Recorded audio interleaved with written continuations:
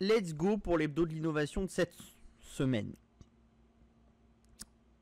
Donc, comme d'habitude, les appréciations formulées reflètent notre opinion à la date de la publication et sont susceptibles d'être révisées ultérieurement. Nous effectuons des recherches méticuleuses pour tous nos articles et recommandations, mais nous ne sommes pas responsables des erreurs ou omissions qui pourraient y figurer. Rappelez-vous que les actions sont spéculatives par nature, n'y investissez pas plus d'argent que vous pouvez vous permettre de perdre. Les performances passées ne reflètent pas forcément les performances à venir.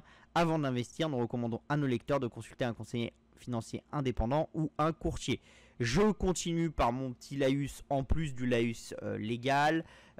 Comme je le dis souvent, n'investissez pas sur les marchés financiers l'argent dont vous allez avoir besoin rapidement. Et quel que soit le marché financier, crypto, etc. Mais même quand vous faites de l'immobilier, c'est-à-dire tous ceux qui s'amusent à flipper des maisons et à dire j'ai besoin de mon argent dans 6 mois mais je vais acheter une maison, la revendre et essayer de faire une culbute, c'est jamais bon.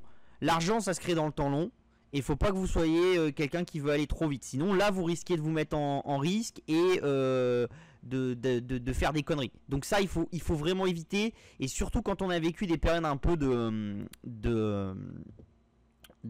surchauffe, d'accord, avec des gens qui font un peu ça, il faut éviter de trop écouter ces gens-là.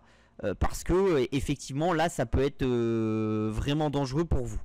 Autre point, quand on parle de technologie d'avenir et tout ça, c'est pas parce qu'on pense qu'une technologie est une technologie d'avenir qu'il faut mettre tout son capital dedans. En disant la robotique c'est le futur, dès que je vois une boîte qui fait de la robotique, j'achète.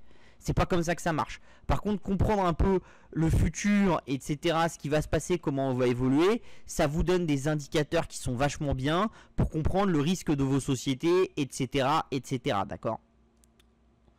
Donc, on commence. On commence cette semaine avec un peu de positif. Après des millénaires de déforestation, a-t-on atteint un pic? Et surtout, moi je vous dirais, est-ce que notre génération qui arrive là, donc les enfants, etc., et puis nous aussi par conséquence, parce qu'on va vieillir encore un certain nombre d'années, est-ce qu'on va voir, depuis l'existence de l'humanité, le premier retournement avec plus de forêts que ce qu'il y en avait à un moment de notre vie? Et pas juste une baisse qui continue. Et vous voyez que c'est un truc qui est extrêmement vieux. C'est-à-dire que vous prenez, il y a 10 000 ans, vous voyez, 57% de la Terre était déforée. Vous voyez, 5 000 ans, 1700, 1900, 1950, 2018. Donc vous voyez, il y a une accélération ces derniers siècles, mais c'était quand même quelque chose qui était en cours depuis que, en gros, depuis les Romains, les machins, et même avant. Pour construire des villes, vous détruisez de la forêt, vous utilisez du bois, etc. Et donc forcément, ça pose des problèmes. Vous voyez que la même chose, pourquoi est-ce qu'on a été détruire de la forêt? C'est en grande partie pour nous nourrir. Vous voyez, 3% qui étaient utilisés pour les céréales, etc. Vous voyez, on est passé à 15%. Et là, c'est pour pâturer, etc., les vaches, etc. Et vous voyez, c'est en train, ça grandit avec le temps, d'accord? Sachant qu'attention, parce que là vous faites pâturer, mais pareil, quand on augmente dans les céréales ici, pour ceux qui se souviennent, il y a quelques semaines, on avait parlé de l'agriculture et du fait que les terres agricoles avaient diminué si on enlevait, depuis 2020, si on enlevait certaines cultures, etc., avec le grand de la hausse des cultures, c'était avant tout pour nourrir des animaux, qu'après on va manger. Vous voyez que là que ça va dans le même sens. Donc c'est sûr que dès qu'on va réussir à changer ça, forcément ça peut être quelque chose de très très positif. Vous voyez qu'après pour les villes, bon, c'est limité, c'est 1%, un peu plus d'1%, c'est le truc violet, c'est excessivement limité, ça a assez peu d'impact. D'accord? Donc globalement, on était à 57 avant, on est à 38. Est-ce qu'on va continuer à baisser? Effectivement, vous voyez, 1950, si on se dit qu'on baisse, qu'on continue à baisser, on peut passer sous les 30, etc. Donc, est-ce que c'est aussi négatif qu'on le dit? D'accord? Parce que globalement, beaucoup de gens vous diront c'est ultra négatif, ça va pas, etc. Alors, il y a deux moyens de le voir. Vous pouvez voir tous les pays où ça va pas. Et c'est vrai qu'il y en a quand même beaucoup. Vous voyez, Brésil, ça descend très vite. Mais vous voyez que depuis, en gros, quelques temps, ça descend quand même moins vite. La courbe, elle a pris comme ça, et là, elle descend moins vite. Indonésie, la courbe elle est descendue très vite, elle a fait un petit plat, et là elle recommence à prendre de la vitesse, d'accord? Donc ça c'est pas bon. Démocratique République du Congo, bon vous voyez que c'est toujours pareil, on peut même dire qu'il y a une accélération de la courbe récemment. Malaisie, il y avait une courbe qui était un peu plus pentue, on est remonté un peu et là on recommence à descendre. Madagascar, la courbe est quasiment la même. Colombie, pareil. Équateur, pareil. Papouasie-Nouvelle-Guinée, c'est encore un peu stable, mais ça baisse. Zambie, c'est pareil, la courbe a commencé à baisser un peu plus. Laos aussi. Et Cambodge, la courbe a beaucoup baissé ces dernières années. Donc globalement, vous voyez qu'il y a toujours la même chose. C'est des pays en développement qui sont en train de baisser leur taux de forêt. Alors c'est des pays aussi qui avaient des taux de forêt souvent qui étaient très élevés. Alors minus quelques-uns, hein. Typiquement Madagascar, le taux était assez faible, mais ça c'est propre à Madagascar, vous voyez. Mais par contre, vous voyez que le Laos, le Cambodge, etc., on est au-dessus de 75% au Laos. Vous voyez quel autre pays où on était assez haut. Bon, vous voyez le Brésil par exemple, on était au-dessus de 71, donc c'était très haut. On est descendu un petit peu. Au Brésil, si on regarde, le gros, bah, c'est toujours la même chose, hein. Vous voyez, c'est pour la viande de bœuf, hein. Donc 63% de ce que vous enlevez de la forêt amazonienne, c'est pour que les animaux puissent pâturer, etc. Et donc pour créer de la viande de bœuf. D'accord? Donc là forcément, qu'est-ce qui se passe? Le jour où on va consommer un peu moins de viande, le jour où on va être capable de faire de la viande en laboratoire, etc. Même si ça fait peur à beaucoup et qu'il y en a beaucoup qui me racontent que ils mangeront jamais ça. Voilà. Il y en avait une époque qui disait qu'ils ne monteraient jamais dans des voitures et qui resteraient aux chevaux. Bon, ces gens-là, ils ont évolué, ils sont montés dans des voitures. L'innovation, on est toujours contre au début, puis après on finit par s'y adapter. Parce que quand tout le monde l'utilise, vous savez bien que vous êtes obligé de l'utiliser. Moi, je me souviens, il y a quelques années, je rencontrais des gens qui me disaient « Jamais j'aurai de téléphone portable ». Après, j'ai rencontré des gens qui me diraient « Jamais j'ai de smartphone ». Conclusion, tout le monde a un téléphone portable maintenant et tout le monde a un smartphone. Donc on peut être contre, mais on finit par adopter l'outil parce que c'est plus simple, parce que c'est obligatoire, parce que ça vous facilite la vie. Enfin, c'est une conjonction de plusieurs facteurs. D'accord? Donc déjà, on se dit que une fois qu'on a compris ça, c'est déjà un bon signe pour nous parce que ça veut dire que c'est limité à certains pays qui sont en voie de développement, mais une fois qu'ils seront développés, ils vont arrêter de le faire.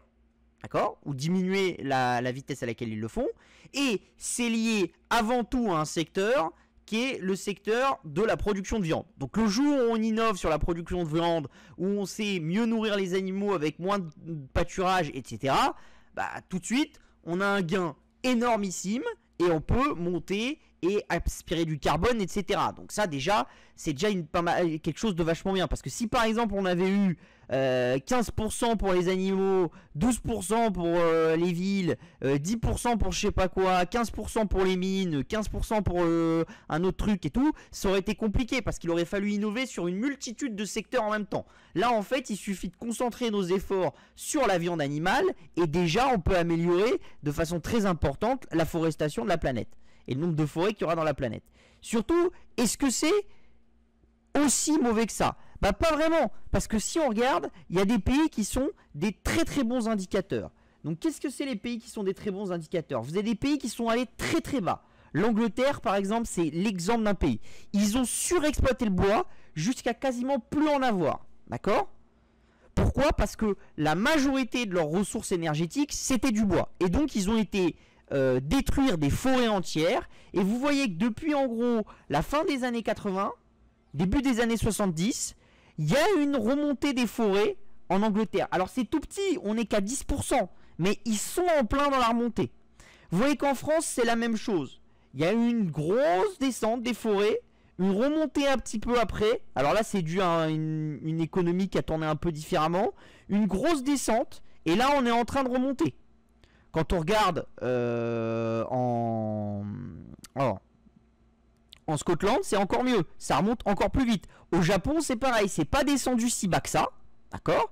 C'est un des rares pays développés, le Japon, qui a très peu consommé son bois. Pourquoi? Parce qu'en fait, les Japonais, ils n'ont pas utilisé le bois pendant longtemps et ils sont directement passés au pétrole et au charbon. Donc, ils ont sauté technologiquement des choses. Et vous voyez que ça a baissé un petit peu et là c'est en train de remonter. Vous voyez que même aux États-Unis, qui est gros consommateur de bois parce qu'on fait beaucoup de maisons en bois et tout ça, il y a eu une courbe qui a très violemment descendu et depuis à peu près les années 90 etc, la courbe est en train de se stabiliser et même remonte. Et même des pays en très fort développement, vous voyez la Chine, l'Inde, on descend très fort depuis la moitié des années 2000 etc, on commence à remonter. L'Inde la même chose, le Costa Rica c'est tombé, c'est en train de remonter. Le Vietnam, vous voyez, c'était plus haut maintenant que ce que ça allait dans les années 1940. Et c'est un pays en développement, le Vietnam. D'accord? Donc il y a quand même des pays sur lesquels il se passe des choses qui sont extrêmement intéressantes. Alors pourquoi ça? Parce qu'il y a une conjonction de plusieurs facteurs. Déjà, dans la majorité de ces pays, l'utilisation du bois, d'accord, et l'utilisation du bois massivement pour en faire une ressource énergétique a lourdement diminué. Ou au moins, quand elle est faite dans un système de recyclage permanent de ce bois-là. Donc, c'est-à-dire que c'est des sociétés qui vont faire, par exemple, des pellets comme on a chez nous, qui achètent des forêts, qui plantent, qui enlèvent des arbres, qu'en remettent, etc. Donc, il y a un effet un peu... on est en train d'entraîner la forêt et en fait, il n'y a pas de déperdition, si vous voulez. Même si, attention, il y a quelque chose au niveau carbone qui est à prendre en compte, c'est que quand on coupe un arbre qui a 50 ans, etc., et qu'on le brûle, on envoie le carbone dans l'espace, alors, dans l'atmosphère. Alors que quand on replante un arbre, pour qu'il emmagasine la même chose, la même quantité de carbone que ce qu'on vient de brûler, il va falloir des années et des années. Donc c'est pour ça que tous ceux qui vous disent que par exemple se chauffer au bois c'est une bonne chose et tout ça, non, c'est faux. C'est pas du tout une bonne chose. Faire des meubles en bois ça peut être une bonne chose, mais se chauffer au bois ça n'est clairement pas une bonne chose. Voilà, mais passons. Et du coup, plus on va limiter notre usage du bois, et ça c'est quand même quelque chose, on a l'impression qu'on est en train d'y arriver, et que dans beaucoup de pays émergents on est en train d'y arriver aussi, moins on va avoir une consommation, et plus les forêts vont monter. Un autre phénomène, c'est quoi? C'est qu'en étant plus efficace sur nos terres agricoles, on a besoin de moins de terres agricoles. Quand on abandonne des terres agricoles, qu'est-ce que ces terres agricoles deviennent? Quand elles sont proches des villes, ça devient des extensions des villes. Quand elles sont très loin dans les campagnes, etc., généralement elles reviennent à la nature, où ça devient des forêts qui sont entretenues, etc. Et du coup, forcément, ça aspire du carbone et on augmente le taux de forêt sur la planète. D'accord? Et il y a un autre segment aussi qui est intéressant, c'est que forcément, plus on va faire des innovations de rupture, c'est-à-dire tout ce qui est le vertical farming, etc., moins on va avoir besoin de terres agricoles en hectares, parce que plus on va être capable d'innover, et donc forcément, ça va être beaucoup plus simple d'aller rendre de l'espace à la nature et d'avoir des nouvelles forêts. Donc tout ça pour vous dire que, au final, est-ce que on a consommé nos forêts? Bien sûr. Est-ce que c'était pas une bonne chose à faire? Bien sûr. Est-ce que c'est un truc qui est qu'on peut pas renverser et sur lequel on peut pas jouer? Bien sûr que non. C'est un truc sur lequel on peut jouer, et c'est un truc sur lequel beaucoup de pays, même des pays très agressifs comme la Chine, etc., qui ont massivement voulu faire de l'économie, sont en train de jouer. Et globalement, on voit bien que le monde entier est en train de jouer. L'Inde, la Chine, etc. Alors bien sûr, vous voyez, il y a des pays sur lesquels ça marche pas encore. On est d'accord, il faut pas se soustraire, dont le Brésil qui est quand même un pays très important, et l'Indonésie, qui sont des pays qui sont très importants, avec la Malaisie, etc. Le reste et les pays d'Amérique du Sud, Colombie, Équateur, etc.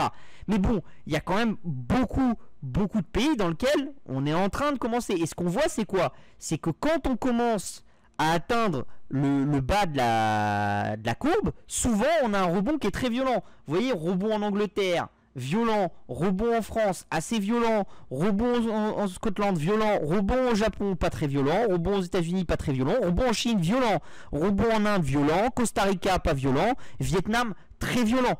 Donc globalement, ce qu'on sait, c'est que quand on arrive au point de rupture, forcément on peut pousser très fort.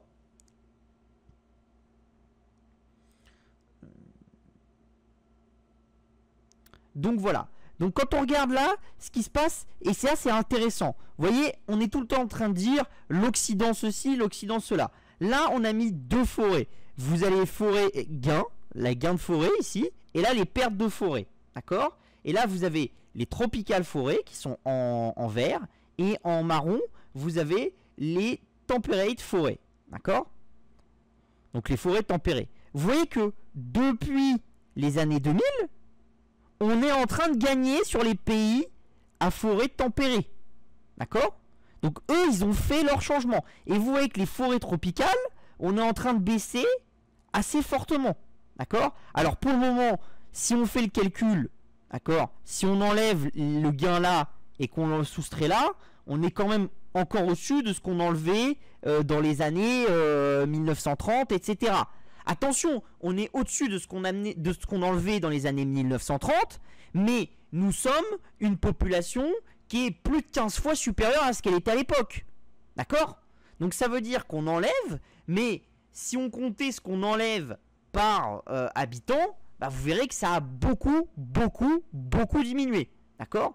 Donc ça c'est intéressant. Et on sait une chose, c'est qu'on arrive plus ou moins au pic de la population mondiale. Il y a même des gens qui commencent à dire que ça va diminuer. Forcément, si la population commence à diminuer, bah, tout ça va se retrouver dans le sens inverse. On va moins consommer et normalement, forcément, la production de forêt, elle va augmenter. D'accord? Et effectivement, il y a beaucoup à faire dans les pays émergents pour trouver des solutions, mais on est en train d'y arriver. Alors, par exemple, là j'ai pris l'exemple de la France. Comment est-ce qu'on y arrive? C'est en donnant une valeur à la forêt. Vous voyez bien que la forêt, le prix par hectare des forêts, il a monté. On était à un peu plus de 3000 euros, entre 3000 et 3500 euros l'hectare. On est entre 4500 et 5000 euros l'hectare. Alors bien sûr, c'est pas du tout les croissances de Google, etc. Vous voyez, nous on part des années 1998 et on va aux années 2020. C'est une croissance qui est très légère. Mais une forêt, c'est un actif tangible, c'est comme de l'immobilier, etc. Et effectivement, en investissant dans une forêt, vous faites un investissement social. Mais c'est quand même une bonne chose. Pourquoi? Parce que quand on commence à avoir un rendement qui est positif sur un investissement qui est social, normalement, cet investissement, il attire plus de monde. Sachant qu'il y a un autre facteur qui est en train d'arriver, c'est que la plupart des pays sont en train de mettre en place des crédits carbone. Quand vous avez une forêt, vous gagnez des crédits carbone, d'accord? Et vous voyez que le prix des crédits carbone est en train d'évoluer très globalement au niveau mondial à la hausse. Donc quand la plupart des pays mettront en place du crédit carbone, la Chine a promis qu'elle allait commencer à le faire, l'Inde est en train d'y réfléchir, etc. Alors bien sûr, le Brésil ne le fait pas, il y a des pays, bien sûr, les États-Unis ne sont pas encore là-dessus. Ok, mais en Europe, on est déjà en train de le faire, on est précurseur et vous avez un effet d'entraînement. Et plus il y a un nombre de pays importants qui vont le faire, plus il va y avoir un impact qui va être important et plus on peut flécher des investissements. Et donc peut-être qu'on peut arriver au fait que d'ici 20-30 ans, on soit passé en gain pour les forêts chaque année. C'est-à-dire que chaque année, on ait plus de forêts que l'année précédente. Or, qui c'est qui vous dirait ça aujourd'hui? Peu de monde. Donc ça, c'est être positif. Et ça, on peut le faire. On peut le faire avec l'innovation, on peut le faire avec beaucoup de choses. Vous commencez à avoir des startups qui parlent de planter des arbres qui vont grossir plus vite, d'optimiser la façon de replanter quand il y a eu des incendies, etc. Tout ça, c'est des innovations. À l'époque, quand il y avait un incendie, la terre mettait des années et des années avant de repousser. Il n'y avait personne qui venait replanter. Maintenant, si on replante, si on optimise, forcément, on va trouver des solutions. D'accord? Donc, tout n'est pas négatif, mes amis, absolument pas. Et il y a des choses très positives. Et c'est ça que je veux que vous compreniez. C'est-à-dire que effectivement, c'est difficile avec Poutine, c'est difficile avec l'économie, etc. Tout ne va pas bien. Et je suis pas un optimiste BA, mais tout ne va pas mal non plus. Et il y a des petits indicateurs qui prouvent que nous, en tant qu'humains, on est capable de faire des choses miraculeuses et on est capable de rendre cette terre habitable pour le nombre d'humains qu'on est actuellement, en faisant en sorte que tout le monde puisse vivre de façon correcte. D'accord? Ça, c'est possible, sans être dans de la décroissance, etc. Mais c'est possible en faisant de l'innovation, en faisant de l'optimisation et en faisant de la croissance intelligente.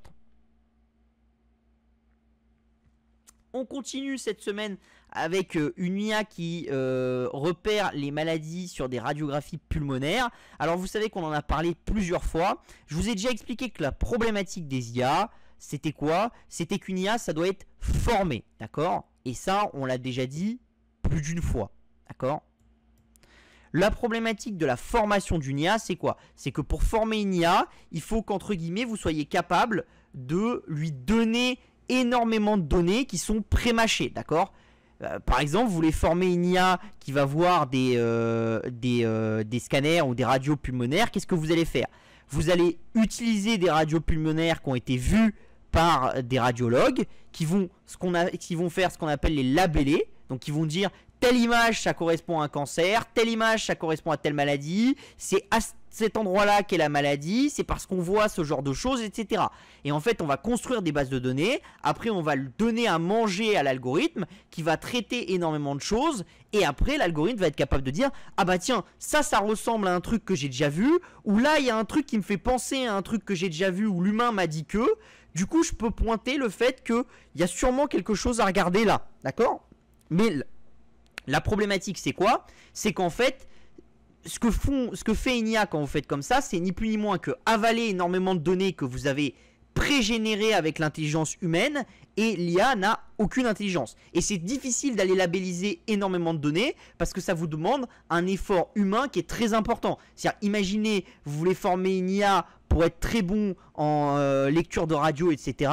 Mais il vous faut des milliers de radiologues qui vont étudier des milliers de photos, qui vont expliquer tous les cas de figure et remonter le plus d'infos possible à l'IA pour qu'elle s'y retrouve. Et après, elle va commencer à traiter tellement de volume, etc., que là, elle va être performante.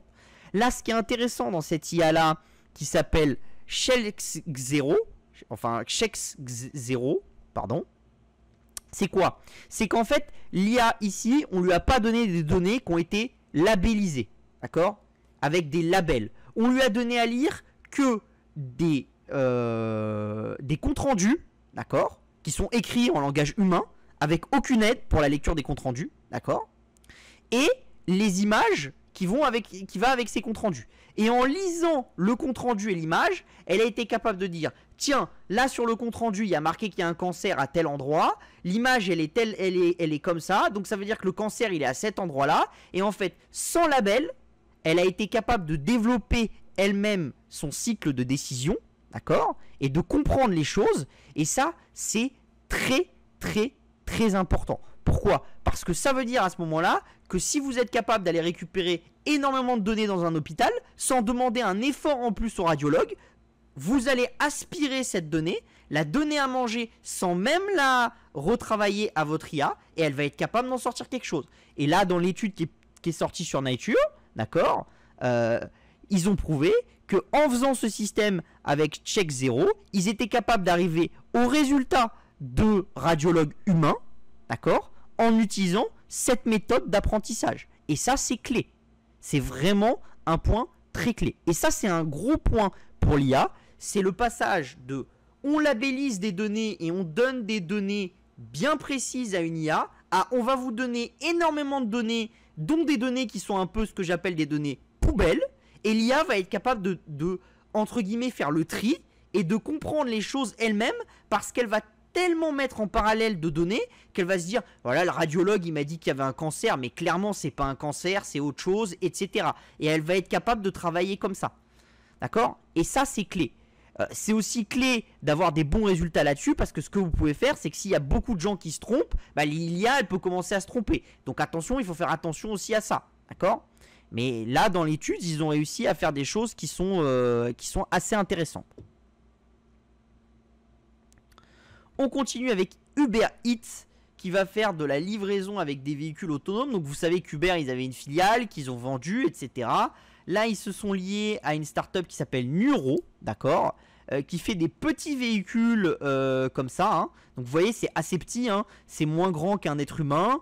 Ça fait en gros, je crois, de mémoire, ça fait un peu moins de 2 mètres de longueur. Donc c'est assez petit. Et dans lequel vous stockez énormément de choses. Et ça va dans le dernier kilomètre. Et ça s'arrête devant chez vous, etc. Donc ça, c'est un véhicule qu'ils vont tester cet automne à Mountain View en Californie et à Houston au Texas. D'accord. Et après, ils vont l'étendre dans la baie de San Francisco. Donc ça va être quelque chose qui va être intéressant. D'accord. Nuro, c'est une startup qui commence à avoir beaucoup de partenaires. Donc ça, c'est très très intéressant.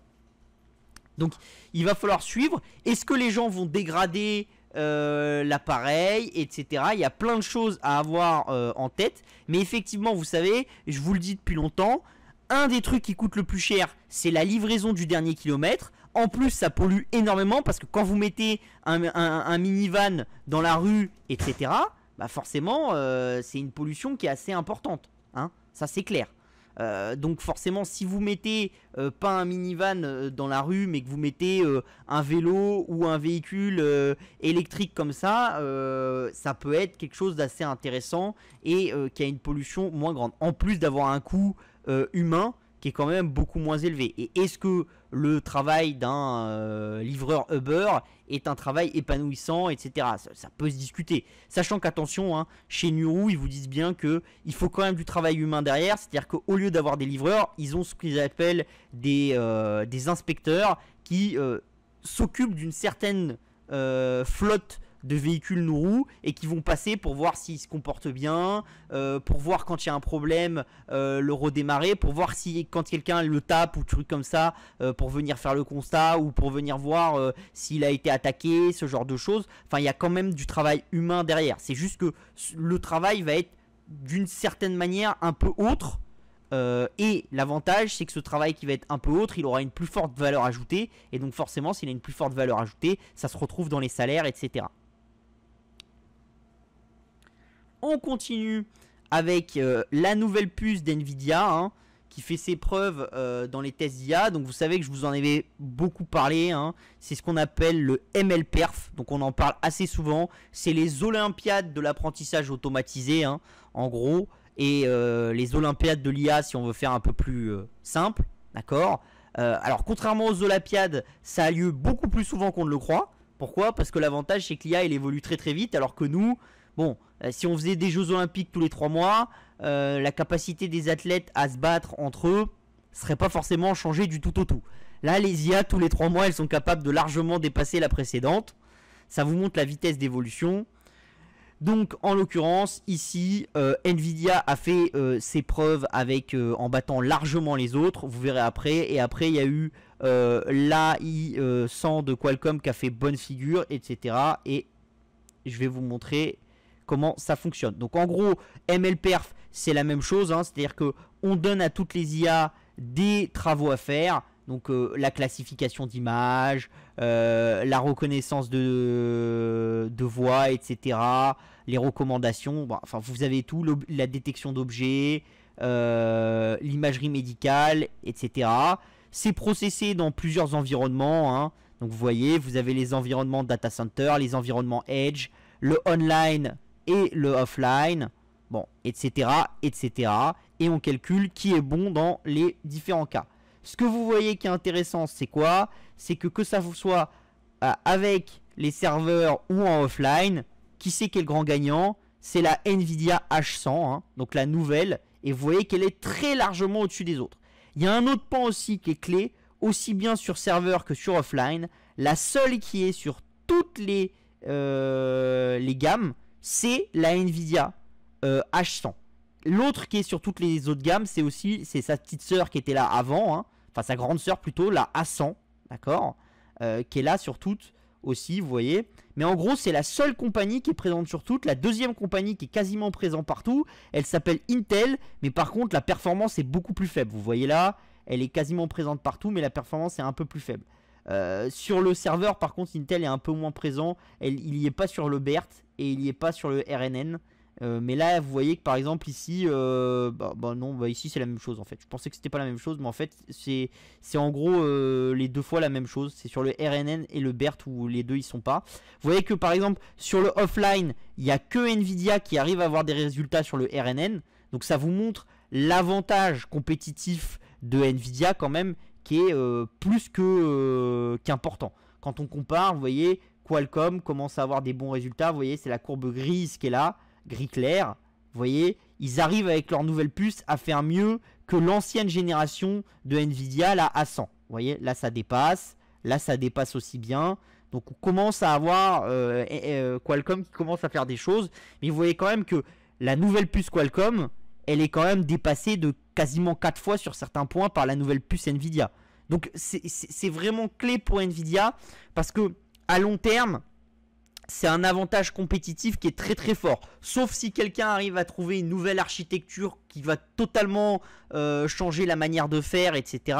Mais en tout cas, dans ce qui est les puces pour le machine learning, etc., qui vont être de plus en plus utilisées dans les serveurs et même dans les véhicules autonomes, etc., parce qu'on va avoir besoin de puces qui vont avoir des capacités d'apprentissage local, etc., au sein de la voiture, et pas forcément de tout amener dans les data centers des différents constructeurs automobiles, etc. Et ben, il va falloir des choses qui ont de la puissance. Et là, vous voyez que Nvidia, ils sont assez bons. Et la A100, elle a quelques mois. Et vous voyez que la H100, elle est déjà jusqu'à 4 fois et demi supérieure à la A100. Ça vous montre la vitesse à laquelle les choses évoluent. D'accord ?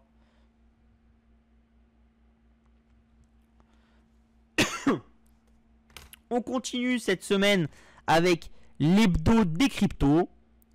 Donc vous voyez cette semaine, en gros, le XRP qui a un petit peu monté, le Chiliz aussi, l'Apcoin, le Stellar, l'Algo, le Pancake, l'Helium qui a rebondi un peu. Après, vous voyez que globalement, tout le reste, très forte baisse. Hein. L'Ethereum classique, l'eCash, le Revcoin, le Celsius, le Gnosis, l'Ethereum qui avait beaucoup monté à l'approche du merge et qui a beaucoup descendu. Les layers d'Ethereum aussi qui ont beaucoup descendu. Hein. Vous voyez la Polygon par exemple avec le Matic. Le Curve DAO qui a beaucoup descendu. Le NIR et le Synthetix. Pardon.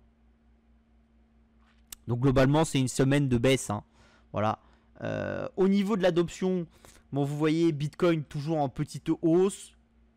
Ça continue. Bon. Plutôt correct. Ethereum, ça continue à descendre. Donc ça, c'est pas terrible. Hein. Donc il va falloir que ça reprenne son chemin ascendant chez Ethereum. Pardon, excusez-moi. Ça va quand même être important. Vous voyez que le Cardano, ça continue. Il y a de plus en plus de monde. Voilà. Si on regarde au niveau des transferts, etc. Bon, vous voyez que globalement, il y a quand même eu des grosses mains qui ont bougé parce que vous voyez que la transfer value a beaucoup monté cette semaine, alors que les daily transferts n'ont pas beaucoup monté, même ils ont plutôt diminué. Donc ça veut dire que la valeur transférée par transaction a augmenté en gros. Et ça plaide plutôt pour que ça soit des gros acteurs qui aient fait des achats ou des ventes. Voilà. Au niveau des stablecoins, vous voyez, ça continue à progresser. Donc vous voyez, l'USDC, le Tether, etc. continue à bien progresser. L'USDC, c'est intéressant que ça continue à bien progresser parce que Binance a enlevé l'USDC de son exchange. Donc ça aurait pu toucher un peu la vitesse de croissance de l'USDC, mais ça continue. Voilà, il n'y a pas grand chose d'autre à dire. Hein. Les adresses actives ont bien monté alors qu'elles ont bien diminué dans l'univers, dans les autres univers. Hein. Bon, ça veut dire qu'il y a quand même des gens qui oublient un peu leur crypto ou qui décident de plus bouger. Bon, voilà. Là, vous voyez qu'il y a beaucoup d'adresses qui ont été activées sur les stablecoins. Donc ça veut dire que les gens aiment bien le safe haven et se protéger. Au niveau de la transfert, vous voyez que ça c'est pareil, hein, il y a des grosses activités sur les stablecoins, donc ça c'est normal. Hein, quand les cryptos souffrent, généralement il y a des grosses activités sur les stablecoins parce que c'est flight to security. Et comme il y a de la sécurité sur les stablecoins parce que c'est lié à du dollar, ce genre de choses, bah forcément, voilà, ça plaît aux gens. Au niveau du merge, ça a été fait et maintenant. Donc vous voyez, par exemple là j'ai mis les différentes utilisations des Ethereum suivant là où ils sont. Vous voyez que les Ethereum stackés, bon, vous voyez, c'est très très faible. On en est ici, hein. Vous voyez, donc il reste tout ça. Donc il va y avoir une grosse croissance sur le stacking. On est encore dans l'enfance d'Ethereum avec stacking. Je pense que de plus en plus il y aura du stacking, etc. Ça fera diminuer les taux de retour, mais ça donnera de la stabilité, énormément de choses. Donc il y a énormément de choses à construire. Pour moi, le fait d'avoir fait ce merge, c'est pas forcément une étape ultra clé en se disant demain ça débloque de la valeur. Par contre, c'est une étape clé dans le sens on a changé les fondations d'Ethereum et maintenant on est plus à même de construire avec des choses un peu plus optimisées. Ça consomme moins d'énergie, il y a plus de potentialité de choses à faire, il y aura peut-être plus de sécurité. Alors ça c'est un vaste débat, moi je pense qu'il y en aura plus, mais d'autres vous diront que c'était mieux dans le système d'avant. Voilà, c'est encore, je pense qu'on est encore trop tôt et trop dans l'enfance pour s'assurer de ce genre de choses. Mais à mon avis, on aura quand même plus de sécurité comme ça qu'autrement. Et je pense que c'est plus difficile de compromettre une blockchain comme Ethereum en ayant la majorité du stacking qu'en ayant la majorité des mineurs. Pour moi, ça coûtait moins cher d'avoir la majorité des mineurs que la majorité du stacking. Après, ça se discute. On va vous dire que oui, mais le stacking, il peut être délégué si Coinbase se fait pirater, etc. Bon, voilà, on rentre dans des trucs. Mais effectivement, pour moi, on est encore à l'enfance. Mais ça vous montre que c'est vraiment le tout début. Vous voyez, les Ethereum stackés, je sais pas, ça représente combien? Ça doit représenter peut-être 10-15. Et vous voyez, en tout, il y en a plus de 100 et 110, 115. Donc ça doit représenter un peu moins de 10%, 8%. On est vraiment au tout début. Hein. D'ailleurs, vous voyez aussi que tout ce qui est les smart contracts, c'est pareil. Hein. On est encore au début. Vous voyez, ça a beaucoup progressé. C'est monté en 2017, 2016 avec la hype. C'est redescendu. C'est resté stable pendant longtemps. C'est remonté. Là, ça redescend un petit peu avec le nouveau cycle. Mais les Ethereum stockés dans des smart contracts, c'est quand même quelque chose qui reste encore faible. D'accord? Donc ça vous montre que, comme je vous dis, il y a eu beaucoup de spéculations sur la blockchain Ethereum, mais l'utilité réelle de la blockchain Ethereum, on ne l'a pas encore vue. Et il n'est pas encore exploité économiquement de manière importante. C'est ça qui est intéressant aussi, parce que c'est ça qui fait son potentiel de demain. C'est-à-dire que si Ethereum était déjà exploité par les entreprises, etc., et qu'on était en fluctuation entre 1500 et 2000 $, ça voudrait dire que la valorisation de long terme d'Ethereum, c'est ça. Là, vous pouvez vous dire, on est encore dans l'enfance. Donc si les entreprises commencent à l'utiliser, que les gens commencent à l'utiliser, etc., bah forcément, l'utilité va progresser. Et normalement, l'utilité pour Ethereum, mais même pour toutes les cryptos, plus il y a d'utilité, plus c'est censé se refléter dans le prix, d'accord? Donc ça veut dire qu'il y a un potentiel de prix qui est encore important. Après, est-ce que ça sera utilisé ou pas? Ça, ceux qui vous disent ça sera utilisé par tout le monde, etc., pour moi, c'est des magiciens et on ne sait jamais. On se doute qu'il y aura sûrement des choses avec les cryptos et avec les blockchains qui seront utilisées. De là à savoir laquelle arrivera à percer dans le monde des entreprises en créant beaucoup de choses et des produits qui seront créés sur elles, etc. Est-ce que ça va être Solana? Est-ce que ça va être Avalanche? Est-ce que ça va être ETH? Est-ce que ça va être autre chose qui va être créé, qui n'est pas encore créé, qui est déjà créé? Je pense que c'est très compliqué de le dire. Après, bien sûr, je pense que quand on part en avance par rapport aux autres, bah, on a le temps de construire des choses, d'évoluer, de tester, etc. Et donc forcément l'apprentissage qu'a eu la communauté Ethereum, etc., elle est quand même vachement importante comparée au reste. Donc pour évangéliser des entreprises, créer des produits, etc., c'est quand même plus simple. Vous voyez pareil, là vous voyez, vous avez le burn, d'accord, et là vous avez les émissions, d'accord. Bon bah vous voyez que globalement, avant avec le proof of work, il y avait toujours de l'émission et à part à quelques moments, genre ici au pic et un petit peu ici, on n'avait jamais brûlé beaucoup d'Ethereum par rapport au nombre qu'on créait chaque jour. Vous voyez que là maintenant c'est fini, la grosse création d'Ethereum qu'on a ici, elle va disparaître. Elle a disparu ici. Il y a la création qui va monter ici par rapport au stacking, mais vous voyez quand même que bon, là, Ethereum est un réseau qui est pas beaucoup utilisé depuis quelques temps. Pourquoi? Parce que forcément, on est dans un univers, on est dans l'hiver des cryptos, etc. Donc c'est moins utilisé. Mais si on regarde à l'époque de 2011, vous voyez que c'était beaucoup utilisé, donc les frais étaient élevés, donc il y avait beaucoup de burn.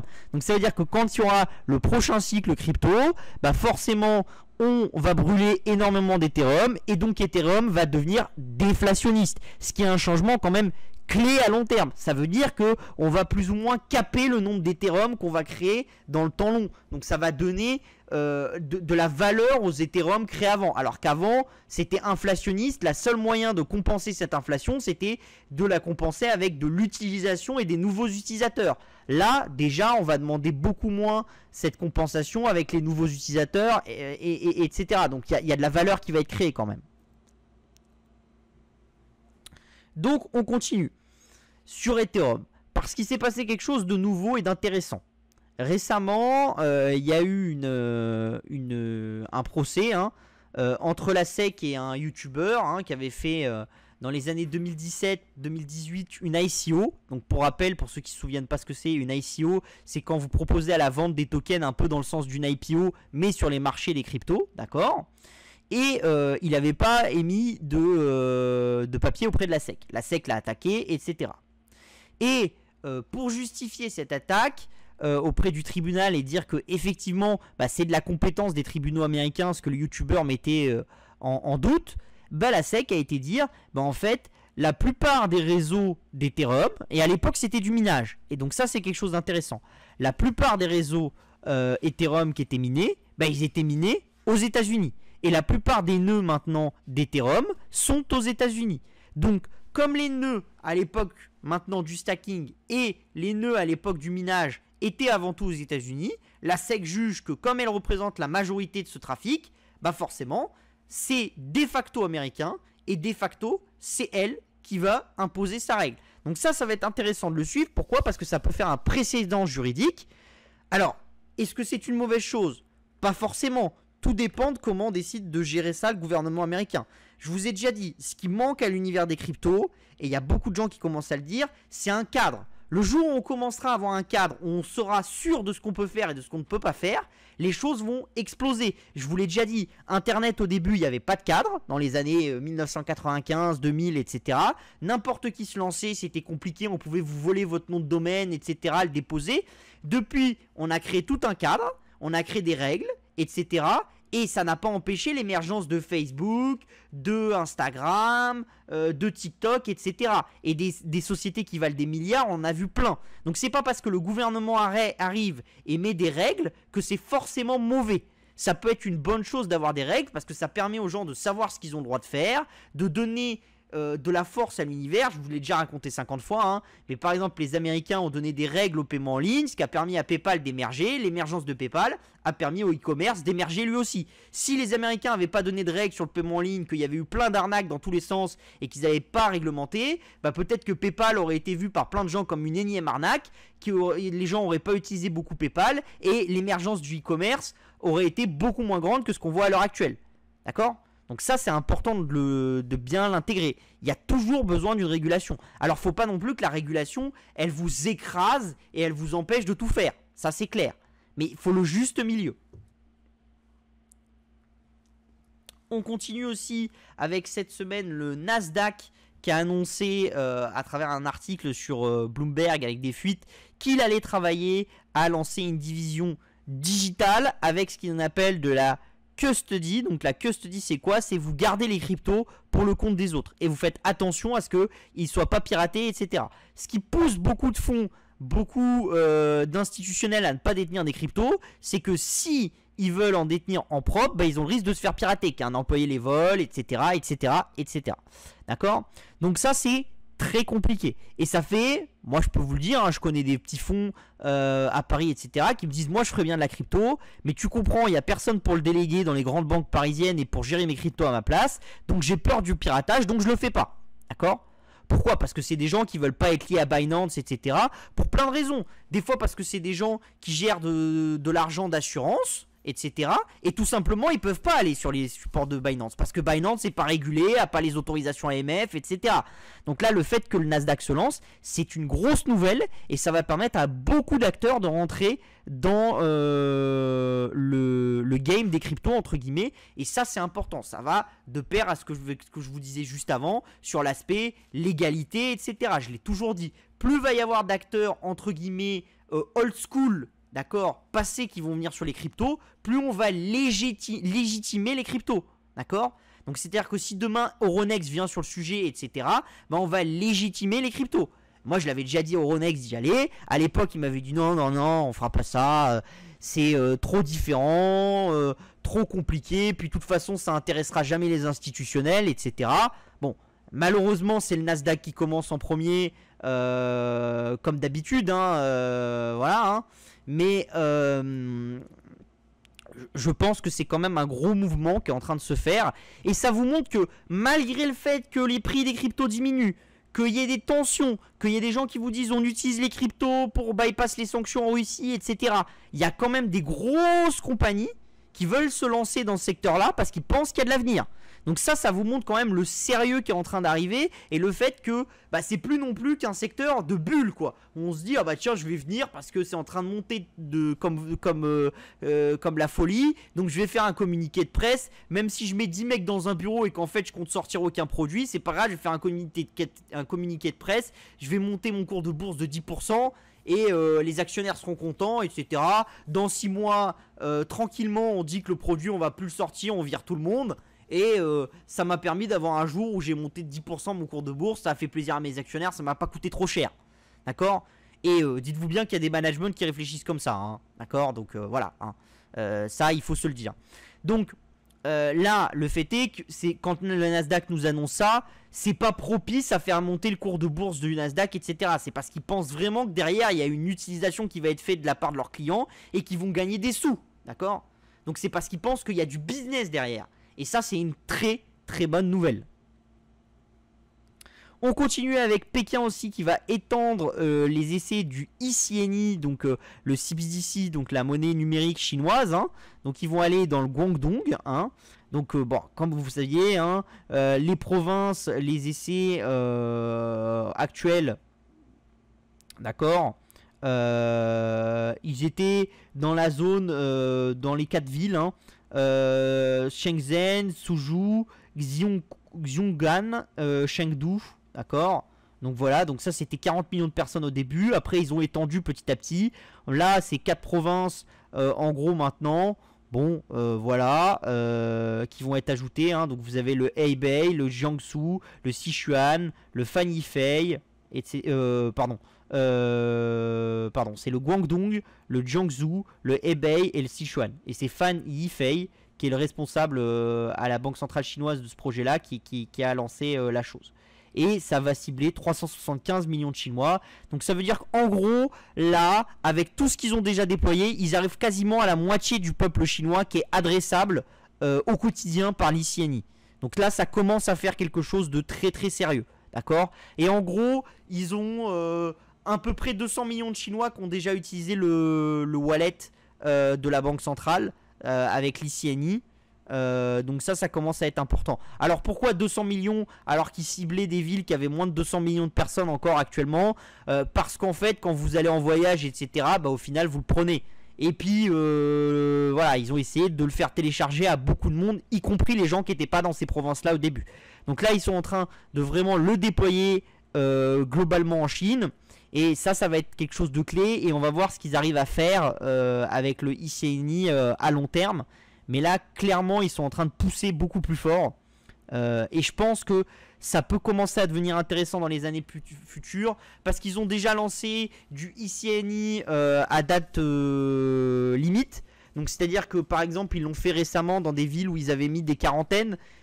Ils ont réouvert, ils ont permis aux gens d'aller dans les restaurants. Ils leur ont donné du eCNY. Mais ils ont dit il est valable que 3 semaines. Donc ça veut dire que à la sortie, faut que vous alliez au restaurant dans les 3 semaines de la sortie. Donc ça permet de relancer l'économie avec un coup de kick au début qui est important et de faire revenir les gens sur des manières de consommer, etc. Donc ça c'est des choses intéressantes.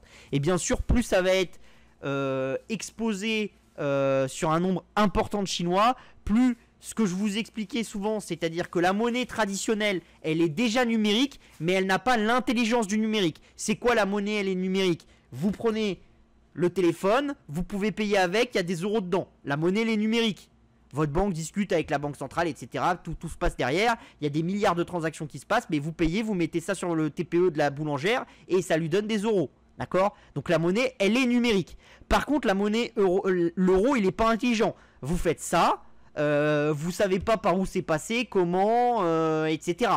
Il y a plein de choses que personne ne sait, ou que certains acteurs savent, mais d'autres ne savent pas le reste, etc. C'est compartimenté. L'avantage du eCNY, c'est que vous mettez de l'intelligence à la monnaie, donc vous pouvez la faire périmer, vous pouvez lui donner une utilité bien précise, etc., etc. Et là, la monnaie, en plus d'être numérique, elle est intelligente. Une monnaie que vous pouvez considérer comme intelligente, par exemple, c'est tout ce qui est la monnaie d'Edenred, par exemple, les tickets resto. Ils les ont digitalisés dans des cartes bleues, ils vous ont donné des équivalents euros. Ça, c'est des choses qui sont intelligentes. Pourquoi? Parce qu'ils sont capables de définir une date de limite, ils sont capables de vous dire où vous la dépensez, quand, comment, de tracer les flux, de savoir, etc. Et ils sont capables de faire beaucoup de choses. Par contre, effectivement, c'est pas de la vraie monnaie, parce que ça a une utilisation bien précise, vous pouvez pas le changer avec d'autres personnes, etc. Là, le ICNI, c'est un peu différent. On continue aussi avec, à New York, un juge qui a ordonné à Tether et Bitfinex, donc qui sont les entités qui contrôlent l'USDT, hein, de donner des nouveaux documents pour documenter l'adossement au dollar de l'USDT. Donc vous savez que ça c'est un gros sujet sur l'univers des cryptos, avec beaucoup de gens qui pensent qu'en fait les réserves réelles de dollars par rapport au nombre d'USDT qui circulent sont beaucoup moins fortes que ce que Tether le prétend. Ça serait un énorme problème, parce qu'on pourrait avoir une déparité qui se fait sur le Tether, et comme le Tether est beaucoup utilisé, ça pourrait être un énorme problème. Alors après, il va falloir voir. C'est un truc qui traîne depuis quasiment 5-6 ans, d'accord. À chaque fois Tether donne des documents, ceux qui les attaquent disent que c'est pas suffisant, etc, etc, etc. Après, bon, moi je continue à penser quand même que chez Tether, peut-être qu'à une époque ils étaient un peu plus limités, etc, mais maintenant ça va commencer à être plus facile. Sachant autre chose, c'est que à une époque, effectivement, ils avaient des commercial papers, etc. Maintenant, ils peuvent avoir, entre guillemets, du dollar et des bons US. Quand un bon US vous paye 3% maintenant, comme ils rendent rien à l'utilisateur final de ce qui touche des bons du trésor US, bah en fait, ça veut dire que voilà, tous les mois, ils produisent de la richesse. Et ça coûte pas si cher que ça de maintenir un stablecoin. Il y a des sécurités, etc. à faire, mais quand vous êtes sur des milliards et que vous touchez 3% de milliards, vous commencez à faire des ronds quand même. Donc il y a quand même du potentiel, et je pense que plus ils vont faire traîner, plus ils auront une capacité globalement de trouver des investisseurs pour remettre un peu des sous, de gagner un peu des sous à droite à gauche, et d'avoir des réserves qui vont être les plus proches possibles de la réalité, sauf de ce que le marché s'attend à voir, sauf si vraiment c'est un Ponzi avec rien derrière. Mais ça serait quand même curieux que depuis le temps on ait absolument rien vu. Après, Enron a existé, etc. Faut jamais s'imaginer plus intelligent. C'est possible que ça soit un Enron pour les cryptos, hein. À quel cas ça serait un énorme problème. Mais bon, je pense que c'est toujours difficile de le savoir. Une chose est sûre, plus ça va prendre, plus on va avancer petit à petit, plus ils vont prouver avec des documents, etc. Plus ça va sécuriser quand même l'univers des cryptos. Donc c'est à suivre ça aussi. On continue du coup avec le gaming. Je vais faire une pause, je vais boire un petit coup, hein, et après on fait le gaming.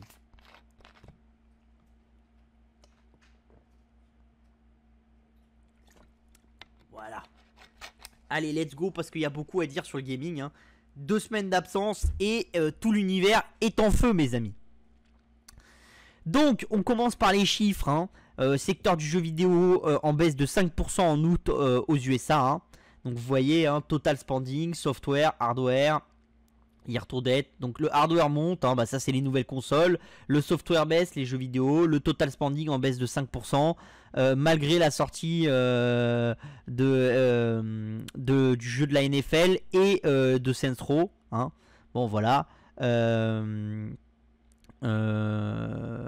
Voilà. Les jeux mobiles sont ceux qui ont plus diminué, hein. C'est dans les jeux total du software, et vous voyez que les jeux mobiles, eux, ont diminué de 10% quand le software a diminué de 6%. Donc ça veut dire que les jeux consoles ont plutôt diminué aux alentours de 3-4%. D'accord. Voilà. Et c'est Google Play qui a le plus diminué, hein. Il y a une baisse de 22% pour Google Play, alors qu'il y a une baisse de seulement 1,2% pour iOS. Donc ça vous montre bien, encore une fois, Google Play est avant tout un OS de pays en développement, etc. Et de couche sociale plutôt faible, alors que iOS est plutôt un OS de couche sociale plutôt élevée, de CSP+. Donc il y a moins de limitations sur iOS que sur à la dépense que sur Google. Même si, attention, les données sur iOS vont être intéressantes à prendre en compte. Je vous montrerai pourquoi tout à l'heure. En year to date, vous voyez que en gros quand même on fait un petit peu mieux. On était à moins 9, on était à moins 10 sur le software, on n'est qu'à moins 5 en août. Donc ça commence à retourner dans le bon sens. Vous voyez que sur le hardware, bon, là on était limité hein, parce qu'on avait eu la crise des puces au premier deuxième trimestre et on commence à aller mieux. Et vous voyez, bon, total spending, moins 9, etc. Après, on voit que sur les accessoires, ça chute de 18% encore, donc c'est toujours une chute qui est assez élevée, à 138 millions de dollars. Donc là, et les dépenses, et la chute s'accélère, vous voyez, c'était 14% depuis le début de l'année. Donc ça veut dire que la chute continue à s'accélérer. Donc ça, c'est mauvais pour tous ceux qui sont producteurs d'accessoires dans l'univers du jeu vidéo. Voilà, vous voyez, Madden NFL, donc le jeu de NFL qui a le premier, suivi de Saints Row. Marvel Spider-Man qui a fait un retour parce qu'il y a eu des gros bundles avec la PS5 qui ont été vendus. Elden Ring, Multiversus, le MMORPG. Mario Kart 8, Minecraft, Lego Star Wars, MLB et Xenoblade. Et il y en a en gros que 2 gros qui sont là.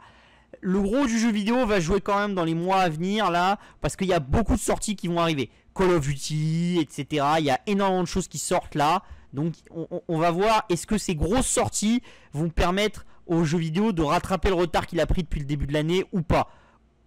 Ça peut être intéressant. On a Nintendo aussi qui a fait une annonce fracassante. C'est une annonce qui est importante. Alors, je l'ai mis dans l'onglet jeux vidéo, mais on pourrait le mettre ailleurs. Pourquoi c'est important? Parce qu'ils vont abandonner le bouton de login de Facebook et de Twitter et ils vont passer au bouton de login de Apple et Google. Pourquoi est-ce que c'est si important que ça? Parce qu'une manière pour Facebook, dans les années fast, etc. de Facebook, même si je pense que c'est toujours fast Facebook, mais bon, passons, c'était d'avoir aspiré le web en mettant à chaque fois son petit bouton connecté. Pourquoi? Parce qu'à chaque fois que vous appuyez dessus, Facebook était capable de savoir sur quel site vous étiez, comment vous l'utilisiez, etc.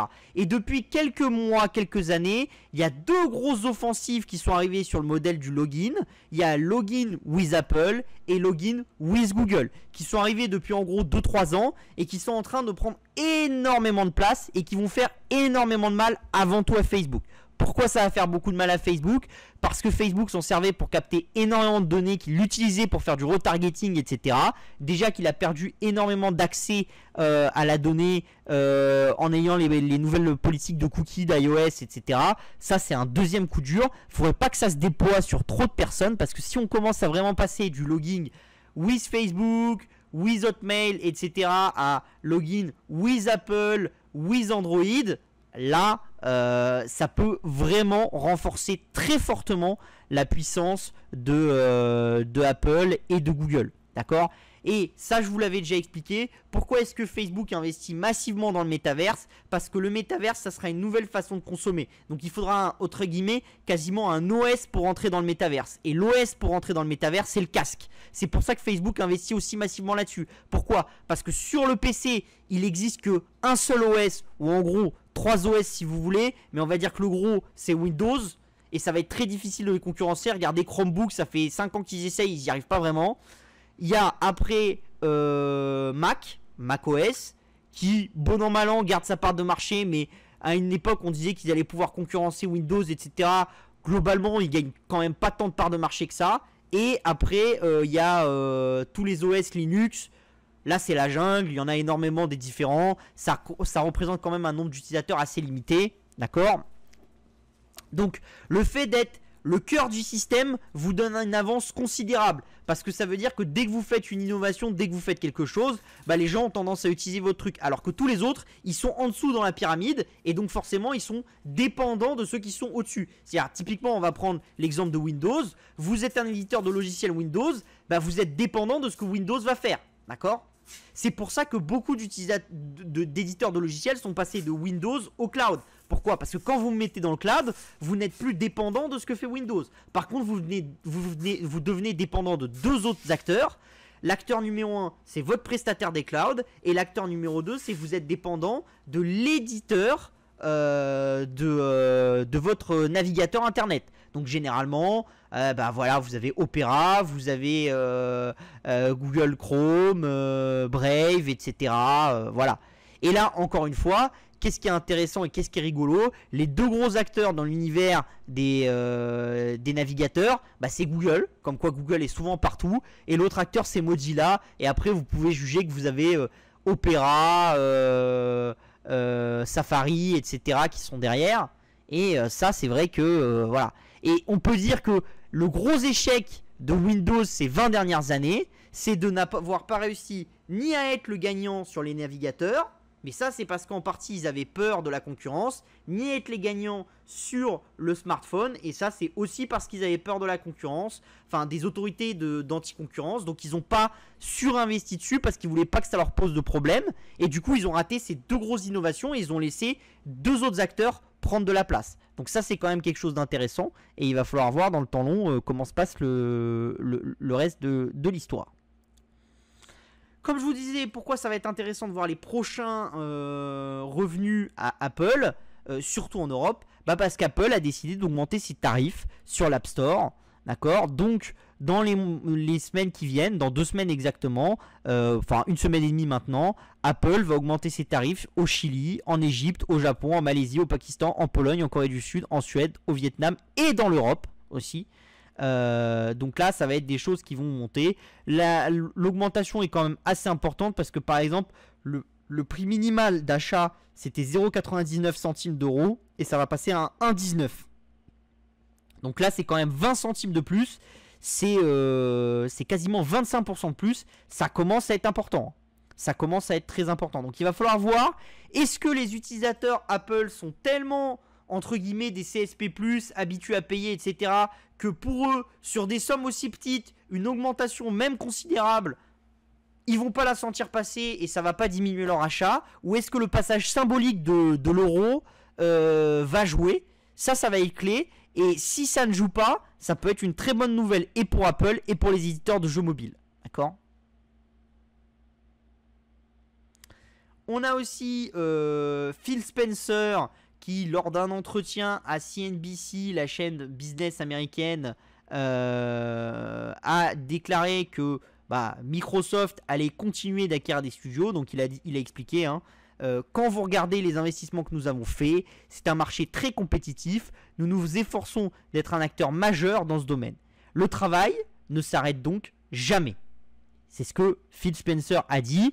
Donc ça veut dire que en gros, Microsoft est toujours prêt à faire des acquisitions. Alors moi, je trouve que c'est ballsy comme déclaration. Hein. Il faut en avoir des grosses, hein, comme on dit chez moi. Pourquoi il faut en avoir des grosses? Parce que là, ça va commencer à coûter cher en avocat. Parce que déjà, une fois, s'ils font Activision et qu'ils arrivent au bout, après avoir fait Activision, je vois mal comment ils pourraient, par exemple, faire Ubisoft, etc., sans vraiment être mis à plat par les autorités de concurrence et tout ça. Donc il va falloir voir, est-ce que c'est un moyen de dire, en fait, Activision n'y arrivera pas, donc on va faire des plus petites deals, mais on est encore là sur le marché. Et est-ce que c'est un moyen de dire, non, on va toujours être là et on va toujours proposer, ne serait-ce que pour donner des prix aux actifs qui vont être hauts. Pourquoi? Parce que ce que peut faire Microsoft et qui peut être une stratégie qui peut être intelligente, hein, c'est une stratégie anticoncurrentielle mais qui peut avoir du sens. C'est proposer des rachats à des gens, voilà, dire par exemple à Ubisoft, je vous rachète à 120 €, d'accord? Généralement, pour que les actionnaires d'Ubisoft ils sont en bon terme avec Microsoft, ils vont avoir envie de faire des deals avec Microsoft et d'être gentils avec Microsoft, donc de mettre les jeux sur le Game Pass, etc. Le jour où Microsoft annonce que le deal il veut le faire, il faut qu'il ait l'autorisation. Le temps qu'il ait l'autorisation, il peut se passer 1 an, 2 ans. Au final, est-ce que c'est un mauvais deal pour Microsoft de se dire, je vais proposer à des gros acteurs de les racheter, ça va leur donner une valorisation qui est très haute, les autres vont pas pouvoir les racheter, d'accord? Et d'un autre côté, je sais que je vais payer des break-up fees. Donc les break-up fees, c'est quand vous n'arrivez pas à aller jusqu'au bout du rachat. Mais je vais peut-être payer 100 ou 200 millions d'euros. Mais j'aurais empêché pendant 2 ou 3 ans quelqu'un de racheter l'acteur. Et en plus, je me serais donné des avantages compétitifs. Parce que ces acteurs-là, comme ils ont envie que la situation se fasse et d'avoir d'entretenir des bonnes relations avec moi, ils vont quand même vouloir essayer d'amener sur le Game Pass, de m'aider, etc. Et quand vous appelez Microsoft, au final, aller jeter 300 millions d'euros par la fenêtre, c'est pas forcément une mauvaise chose. Et des avocats, vous les avez déjà en propre chez vous, etc. Donc au final, vous n'allez pas dépenser non plus des milliards dans des avocats. Donc ça, c'est quelque chose d'intéressant. Il va falloir voir. Mais en tout cas, moi, je pense, et je l'ai dit et je le redis, je pense qu'on n'a pas fini de voir des grosses opérations dans le gaming. Et je pense que d'ici quelques années, à mon avis, il n'existera plus aucun studio indépendant dans l'univers du gaming. Dans les gros studios, hein. Ubisoft, Take-Two, EA Games, etc. À mon avis, tous ces studios-là, ils vont être avalés par des gros groupes. Amazon, Google, etc. Ça va se faire. Alors, je peux pas vous dire ça va se faire dans les 6 mois, etc. Mais je pense que d'ici 3-4 ans, il n'y aura plus personne. Voilà. Il y a un appétit. Et moi, quand je parle aux grands groupes, c'est toujours la même chose. Ils ont tous cet appétit-là. Ils voient tous les choses, etc. Ils ont tous compris que les jeunes, ils adoraient ça. Donc, il y a quelque chose derrière. On a aussi Take-Two qui s'est fait pirater. Hein. Donc, on a eu des images du prochain GTA. Alors, il faut savoir que GTA, c'est un des jeux les plus vendus. Hein. Le dernier GTA, les GTA ont rapporté plus de 10 milliards de dollars à Take-Two. D'accord ? Donc c'est quand même plus qu'important pour Take-Two. Et chez Take-Two et chez Rockstar Games qui crée les GTA, il n'y a jamais eu beaucoup de fuites. Ça a toujours été des gens qui faisaient très attention. Et là, malheureusement, il y a eu une intrusion dans leur système. Ils se sont fait voler les codes sources du jeu. Alors, c'est pas le jeu final, hein, c'est vraiment une pré-alpha, etc. Mais c'est quand même dérangeant. Donc il va falloir voir un petit peu ce que ça va coûter à Rockstar, à Take-Two aussi. Est-ce que il y a des choses qui vont être obligées de revoir? Est-ce que l'histoire va fuiter et du coup on aura trop de segments de l'histoire et ils vont être obligés de revoir l'histoire, etc. Il y a plein de choses à mettre en perspective. Attention, comme d'habitude, il faut pas non plus, parce que j'ai vu des gens arriver et qui disaient oh bah Take-Two on peut le vendre, ça vaut moins 50% parce que les gens ils vont jouer à l'alpha et tout ça, puis après ils achèteront jamais le jeu normal. Bon, déjà entre l'alpha et le jeu normal il va y avoir plus d'un éléphant, hein. 40 éléphants différents, parce que déjà vous allez voir les images. Clairement on n'a pas envie de jouer un jeu comme l'alpha actuel de GTA, hein. C'est moche, les pixels ils sont moches, etc. Tout n'est pas fini, il y a plein de bugs, donc je pense que les gens ont pas envie de jouer à ça. C'est pas voilà, il y en a quelques-uns qui vont peut-être s'essayer à y jouer, mais c'est plus des gens qui ont envie d'aller dans la profondeur, de tout comprendre, etc. Donc c'est réservé vraiment pour une élite à mon avis. Et surtout, est-ce que c'est une mauvaise nouvelle? Parce qu'après, moi, pour en avoir discuté avec beaucoup de gens, je me dis, ça peut être retourné de la part de Rockstar. Pourquoi? Parce que du coup, beaucoup de gens vont commencer à dire, ah bah ça, moi, j'aime pas. Ça, je trouve que c'est vachement bien. Ça, c'est une super idée qu'ils ont intégrée dans le jeu. Donc en fait, en monitorant les réseaux sociaux, etc., Rockstar va pouvoir emmagasiner énormément de choses et pouvoir comprendre. Et s'ils sont capables de bien comprendre les retours des joueurs, les retours des gens qui ont vu les choses, etc., ils sont capables de suraméliorer leur jeu comparé à un jeu qu'ils auraient sorti avec juste en faisant des phases de test avec des gens bien précis. Pourquoi? Parce que si vous faites des phases de test avec des dizaines de milliers de personnes, bah vous êtes sûr que votre jeu va fuiter.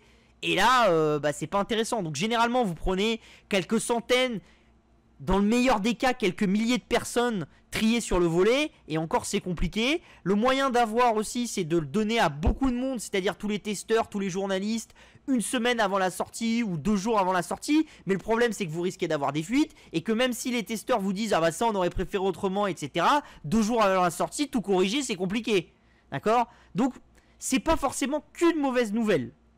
Tout va dépendre comment Take-Two va être capable de la créer, et tout va dépendre aussi. Est-ce que le pirate, quand il est arrivé, il a pris les données, il les a effacées de chez Rockstar? Est-ce qu'il a corrompu des données, etc. Ça, on sait pas encore.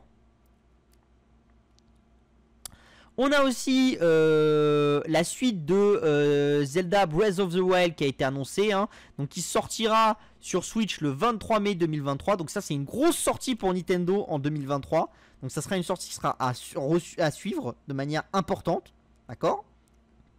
Vous voyez à quel point le jeu vidéo c'est compliqué, hein. Le jeu il avait été annoncé à l'E3 2019, il devait sortir en 2022, il a été repoussé, il sort en 2023. D'accord? Donc faites toujours attention. Le secteur des jeux vidéo, c'est un secteur culturel. On joue sa vie sur quelques lancements dans l'année et on peut être obligé de retarder, etc. C'est comme le secteur du film, etc. Donc il faut faire très attention. C'est pour des investisseurs quand même avertis. Après, Nintendo nous a annoncé d'autres choses qui sont intéressantes. Le Pikmin 4, pas mal de JRPG, etc. Enfin, on commence quand même à avoir un pipeline de lancement qui commence à être intéressant pour Nintendo sur 2023-2024. Or, ceux qui m'écoutent, vous savez que je vous avais déjà dit que le problème qu'il y avait eu, c'est que la Switch était super bien vendue. D'accord? On avait sorti la Wii U qui s'était pas bien vendue, mais en fait, après le lancement de la Switch et le lancement de la Wii U, bah pendant des années il y avait eu un catalogue quand même sur Switch qui était assez pauvre, avec peu de lancements. Là, depuis quelques années quand même, tous les ans il y a quand même des lancements qui sont intéressants. Là ils viennent de lancer Splatoon, etc. Si on leur passe le moment Covid qui a quand même mis un peu à mal les sorties de Nintendo et qui a décalé beaucoup de sorties, mais ça c'est le cas pour tous les éditeurs de jeux vidéo parce que c'était compliqué de passer de on travaille dans les locaux à on travaille en distance et on crée des jeux vidéo en distance comme ça d'un claquement de doigts, d'accord? Donc il a fallu s'adapter et c'est normal d'avoir perdu 6 mois, un an et demi.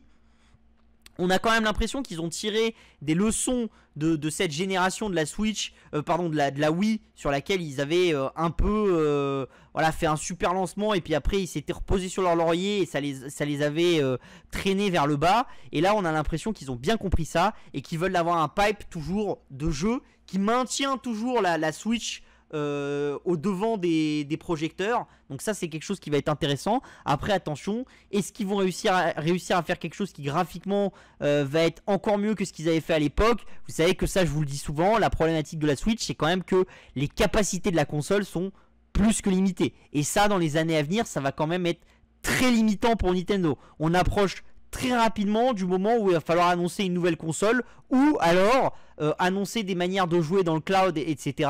La problématique c'est que globalement le live de Nintendo il est quand même beaucoup moins bon et beaucoup moins stable que celui de Sony et de Microsoft.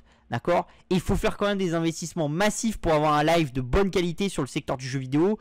Et Nintendo, ils ont pas tant de data center que ça, etc. Enfin, ils peuvent toujours se lier à quelqu'un, hein, mais je pense que s'ils veulent aller vraiment dans le cloud et rester avec cette console-là et y ajouter une surcouche cloud, il va falloir qu'ils trouvent un partenaire, que ça soit Google ou que ça soit Amazon, etc.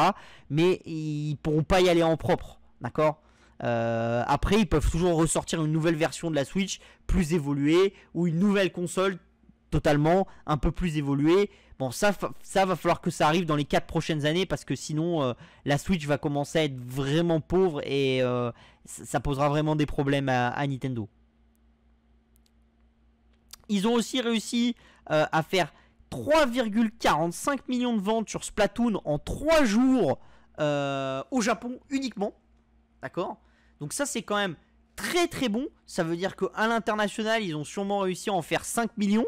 D'accord? Voire même plus. C'est considérable, hein. C'est vraiment très très important. C'est une très très très bonne vente pour Splatoon. Ça c'est vachement bien pour le Q3 de Nintendo. Et ça montre que la licence elle est toujours aussi forte. Ils ont su bien renouveler en plus la licence. Ils ont mis des nouveaux modes de jeu, etc. Donc ça c'est bien. Alors que Nintendo c'était une société qui avait tendance à se reposer un peu sur ses lauriers. Là depuis quelques mois ils essayent d'innover. Alors c'est pas toujours couronné de succès, mais ils sortent un peu des sentiers battus qu'ils ont l'habitude de fréquenter. Et ça je pense que c'est plutôt pas mal. Et que pour les investisseurs ça doit être vu du bon côté. Voilà, donc il va falloir suivre, voir si les ventes s'érodent très vite sur Splatoon ou si ça continue, mais ils peuvent réussir à faire un très très bon score sur Splatoon et ça c'est vraiment important. Et encore une fois, hein, n'oubliez pas, hein, il n'y a que le jeu vidéo qui peut faire gagner autant d'argent aussi rapidement, hein, parce que là avec 3,45 millions de ventes en 3 jours, vous imaginez qu'au Japon ça se vend en moyenne un équivalent de 50 €, hein. Bon alors tout ne va pas à Nintendo, mais vous voyez, hein, ça fait quand même un chiffre d'affaires qui est plus que pour le secteur qui est plus que colossal, hein. Si on prend une calculatrice, on va le calculer en direct, hein. 3,45 millions. Hop, non, j'ai mis un 0 de trop. X 50. D'accord? Vous voyez, vous faites 172 millions d'euros de vente en gros pour le secteur en 3 jours. C'est considérable, hein. Même au cinéma, il y a très peu de films qui font 172 millions de dollars de valeur d'entrée sur 3 jours. Surtout que là, on n'est que au Japon, on prend pas en compte le reste, hein.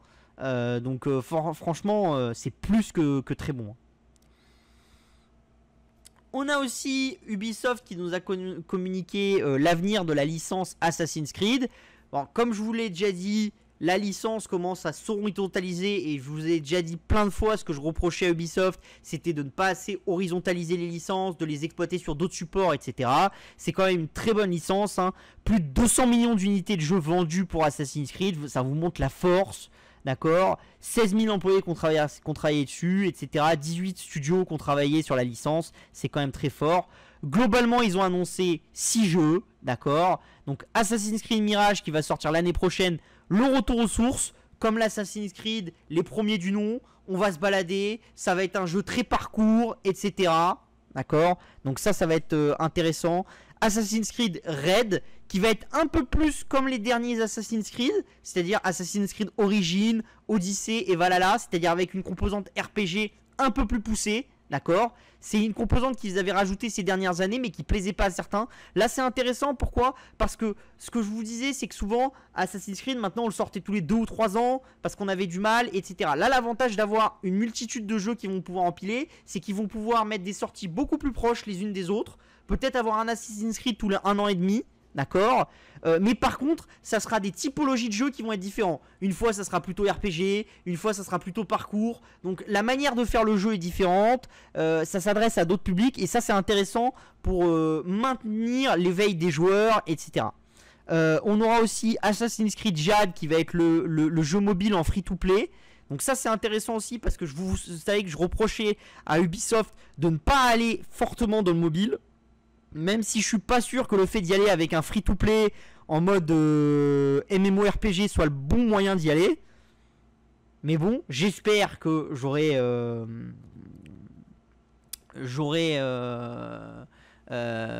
tort. Attention, Assassin's Creed Jade, ça n'a pas de lien avec Assassin's Creed Chronicle China, qui sera un autre type de jeu, d'accord. Et après, on a Assassin's Creed X, qui sera pour le moment, on connaît pas grand chose dessus, à part que ça sera un jeu qui est censé être beaucoup plus dark que les restes. Donc ça, c'est aussi quelque chose qu'on reprochait à la série, c'est que plus on voulait vendre la série chez Ubisoft, plus on édulcorait la série d'un côté un peu trash qu'il y avait eu au début de la série, pour la rendre accessible à un public un peu plus jeune. Et donc ça, c'est pareil, ça va dans le bon sens, et donc ça montre quand même qu'ils ont un minimum écouté les joueurs. Donc ça, c'est quand même quelque chose qui est pas mal. Et après, on aura Assassin's Creed Infinity. Alors là, je vous cache pas que j'ai rien compris, hein. Bon, voilà. On verra à l'usage. L'idée, c'est de faire une gateway qui permet de mettre en scène les différents Assassin's Creed ensemble, etc. Un univers un petit peu autour de la licence. Alors, ce dont j'ai l'impression, c'est que ça va être un peu comme Microsoft a fait avec le Halo Waypoint, qui est au final pas trop utilisé, mais qui permet aux fans de se retrouver, et vous avez absolument tout ce qu'il y a dans l'univers de la série, c'est-à-dire les produits dérivés, les films, les séries, les BD, absolument tout, les livres de cuisine, etc. Donc là, ça permet vraiment d'horizontaliser la marque. Alors, faut voir comment ils vont l'exploiter, mais pour le moment, c'est vrai que bon, on connaît peu de trucs, donc je vais pas m'avancer là-dessus de manière, voilà, je sais pas très bien. J'ai l'impression que c'est vraiment quelque chose qu'ils vont vraiment utiliser pour bien horizontaliser la marque et amener les fans dans un univers Assassin's Creed et les garder dedans. Donc ça, je trouve que c'est très intéressant. Après, voilà, depuis 2021, le moment où ils nous l'ont révélé, j'ai quand même un peu de mal à comprendre l'architecture du truc, comment ça va être intéressant financièrement, etc. Comment ça va être intéressant pour les fans et tout, donc à voir. On a Marvel qui va s'associer avec EA et avec le studio Motive de chez EA pour faire un Iron Man. Donc il faut savoir qu'un jeu Iron Man, on n'en a pas fait tant que ça. Donc ça, c'est quelque chose de nouveau. Ce qui est intéressant aussi, et ce qui est très bon pour EA, c'est que, vous saviez, je vous l'avais dit récemment, il y a quelques mois, Ubisoft avait signé avec Disney pour faire Avatar, etc. D'accord. Et je vous avais dit, attention... et pour faire des jeux Star Wars, etc. Et je vous avais dit, attention, il faudrait pas que, avant quasiment tous les jeux qui étaient des jeux Disney étaient faits avec EA, ils en étaient un peu revenus. Il faudrait pas que EA commence à perdre ses liens avec Disney et que Disney parte chez Tech2, chez Ubisoft et travaille plus avec EA. Donc là, ça rassure un peu. L'idée, c'est toujours la même chose. On a plutôt l'idée que j'avais, c'est-à-dire que Disney a décidé de ne plus éditer des jeux des gros jeux en propre, sauf quelques typologies de jeux. On va voir d'ailleurs juste après un des jeux qu'ils éditent, d'accord, mais plutôt de s'allier à des gens qui ont des compétences bien précises. Donc quand vous allez voir Ubisoft, c'est parce que vous voulez un jeu en monde ouvert et que Ubisoft, ils ont fait les Assassin's Creed et que c'est des jeux en monde ouvert. Quand vous voulez un jeu plutôt RPG, etc., vous allez voir Square Enix ou EA parce qu'ils ont l'habitude d'en faire, etc., etc. Et c'est plus, on prend notre licence, on veut un certain type de jeu et on va s'allier au bon studio pour faire ce type de jeu. Donc ça, c'est quand même une bonne nouvelle pour EA. Après, pour le moment, on a assez peu d'informations sur le jeu. On a aussi FGA qui se retire du marché des cartes graphiques. Donc c'était un acteur qui faisait du surpackaging sur des cartes graphiques de base. Donc en fait, généralement, il prenait des cartes graphiques Nvidia, il rajoutait des choses par-dessus qui permettaient de les optimiser. D'accord ? Ça se faisait beaucoup. Et pendant longtemps, Nvidia, AMD vendaient très peu de cartes en direct. Et c'était souvent au niveau du gaming, ou en tout cas, des cartes sur lesquelles on avait customisé des choses en plus. Et là, il y a eu un gros tournant depuis ces 3 dernières années. C'est que Nvidia et AMD ont sorti leur propre gamme sur les gammes gaming, d'accord, et sont entrés en concurrence avec tous les acteurs qui créaient des cartes graphiques optimisées. Donc FGA, MSI, etc. D'accord. Et ce qui se passe là, et c'est une grosse nouvelle, c'est que FGA a dit qu'il allait arrêter les cartes graphiques Nvidia, d'accord. Ça représente 78% des revenus d'FGA, donc c'est quand même plus qu'important. Et pourquoi ? Parce qu'en fait, ils expliquent que ce n'est pas rentable pour eux de le faire. Et que plus Nvidia va capter ce marché haut de gamme, plus en fait pour eux, quand ils font une carte, ils la font à perte, donc au final ils sortent du marché. Et ça vous montre quelque chose aussi, c'est que Nvidia et AMD sont en train d'aspirer ce marché du haut de gamme, qu'ils ont initié à travers les cartes graphiques pour les mineurs de Bitcoin, d'Ethereum, etc. Parce qu'ils avaient interdit à FGA et à d'autres de vendre à ces acteurs-là. Et après, ils sont arrivés sur le secteur du gaming depuis quelques mois avec leurs propres cartes graphiques et ils sont en train de prendre le secteur du gaming. Donc en fait, ils vont aspirer le marché. Et là où ils passaient avant à travers des partenaires, ils vont passer outre ces partenaires-là. Et donc, ils s'accaparent de plus en plus le marché. Et ça, c'est quelque chose d'intéressant. Alors après, à voir si le fait de s'accaparer le marché, c'est rentable pour Nvidia ou pas. Moi, je pense que si Nvidia et AMD le font, c'est parce qu'ils savent que c'est rentable et qu'ils vont mieux maîtriser la chaîne logistique, etc. On a après Disney qui avait sorti il n'y a pas longtemps son nouveau jeu Disney Dreamlight Valley, hein, qui est un genre de Sims, voilà, un jeu un MMORPG comme ça où on vit dans l'univers de Disney avec ses amis, etc. Donc il y a plus d'1 million de personnes qui sont allées dessus, donc c'est vraiment pas mal, c'est un début, d'accord. Attention, parce que chez Disney, ils sont habitués à faire des mondes comme ça. Ils avaient créé leur jeu, vous savez, où vous achetiez des petits personnages de socle et vous les mettiez, etc. Un peu comme avec les Amiibo, etc. Ça a un peu périclité depuis et puis plus personne l'utilise. Et avant, ils avaient eu beaucoup de jeux de MMO, etc. Alors là, je vous ai mis un exemple dans les années 2005. Hein. Ils avaient un jeu qui s'appelait Toon Town, qui était beaucoup joué, hein. Il y avait des millions d'utilisateurs, c'était un univers un peu Disney, etc. Et ils l'avaient fermé. Donc la question c'est, est-ce qu'ils vont réussir à installer un MMO de long terme ou pas ? C'est toujours compliqué. Alors généralement, pourquoi est-ce qu'ils ferment ? Parce qu'ils ont des problèmes avec la pédophilie, le machin, etc. Et pour eux c'est compliqué, parce que quand vous commencez à avoir des millions de joueurs, surtout des enfants, faut faire attention. Disney a pas envie d'avoir des histoires qu'il suit, etc. Donc c'est très compliqué pour Disney de maintenir une présence dans cet univers. C'est le même problème d'ailleurs pour Roblox, qu'on verra dans quelques slides. Et vous voyez que Roblox, la différence c'est quand Roblox est touché par des rumeurs comme ça ou par des faits réels, entre guillemets, eux, leur seul actif c'est Roblox. Donc il faut qu'ils essayent de faire attention, etc. Mais ils peuvent pas heurter les autres actifs. Alors que le problème pour Disney, c'est quand ils créent un jeu, ils peuvent heurter la marque Disney qui elle-même a une valeur. Donc ils font beaucoup plus attention. Et voilà, des fois ils peuvent se dire, ça vaut pas le coup qu'on essaye, qu'on continue, parce qu'on risque de perdre plus que ce qu'on risque de gagner à long terme. Donc ça, il va falloir suivre et voir comment ils arrivent à gérer Dreamlight Valley. Mais c'est plutôt un bon départ pour Dreamlight Valley. On continue du coup avec Roblox qui a annoncé l'ajout de la publicité en jeu. Hein. Donc ils ont fait une journée développeurs et utilisateurs dans laquelle ils ont annoncé pas mal de nouveautés. Hein. Et la nouveauté numéro 1, c'est la pub 3D immersive dans le jeu. Donc ils nous ont montré une petite vidéo. Je vais vous laisser la petite vidéo et on en reparle juste après.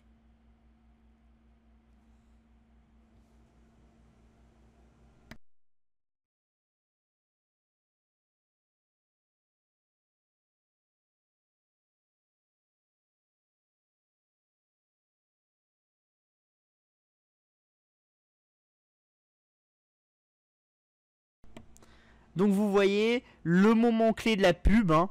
Le moment clé de la pub, c'est ici. D'accord. Hop là. Vous voyez, vous avez la chaussure. D'accord. On vous permet de rentrer dans le Vans World et de tester la chaussure. Hop là. Vous rentrez dedans.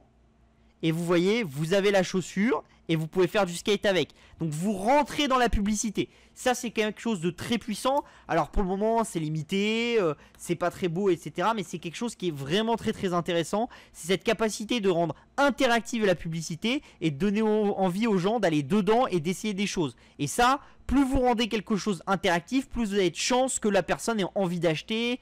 Et plus vous avez de chance aussi que la publicité ait une valeur qui soit importante. Parce que plus vous êtes capable de prouver que l'utilisateur a envie d'acheter, plus forcément votre publicité elle a de valeur. Donc ça, c'est quelque chose qu'il va falloir suivre. Et vous savez que je pense que dans l'univers du jeu vidéo, la publicité immersive est sous-exploitée. Et que je pense que c'est une vraie optique de monétisation dans les années à venir. Dans beaucoup de jeux, y compris dans des jeux pendant les écrans de chargement, pendant le jeu en tant que tel, à certains moments clés, des petites références qui vous font penser à Coca-Cola ou à ce genre de choses, des trucs un peu rigolos et tout, qui peuvent avoir de l'intérêt et qui peuvent rapporter de l'argent. On continue avec les données du streaming, hein, donc sur le mois d'août. Donc vous voyez, League of Legends, toujours le top du top, Grand Theft Auto 5, Valorant qui a un petit peu baissé, Minecraft qui a vraiment beaucoup remonté et qui est remonté dans le top. Voilà, Dota 2, Apex Legends, Slots. Donc ça c'est tous les jeux d'argent. Et attention du coup, Amazon a dû taper du poing sur la table parce que Amazon était accusé parce qu'il y avait des streamers qui streamaient des jeux d'argent, d'accord, et qui streamaient des jeux d'argent mais où ils jouaient sur des plateformes qui n'étaient pas réglementées, qui étaient à Barbade, etc. Et chez beaucoup d'acteurs. Et ça a fait débat. Il y a eu des premières plaintes contre Amazon à cause de ça. Et du coup Amazon a édicté une nouvelle règle en disant que on ne peut streamer en France auprès du public français ou d'un public français que si le service de jeu en ligne d'argent qu'on stream est autorisé dans le pays. Donc ça c'est très intéressant pour les acteurs du jeu d'argent parce que ça veut dire qu'il va y avoir tout un secteur qui va s'ouvrir sur Twitch pour faire de la promotion, etc.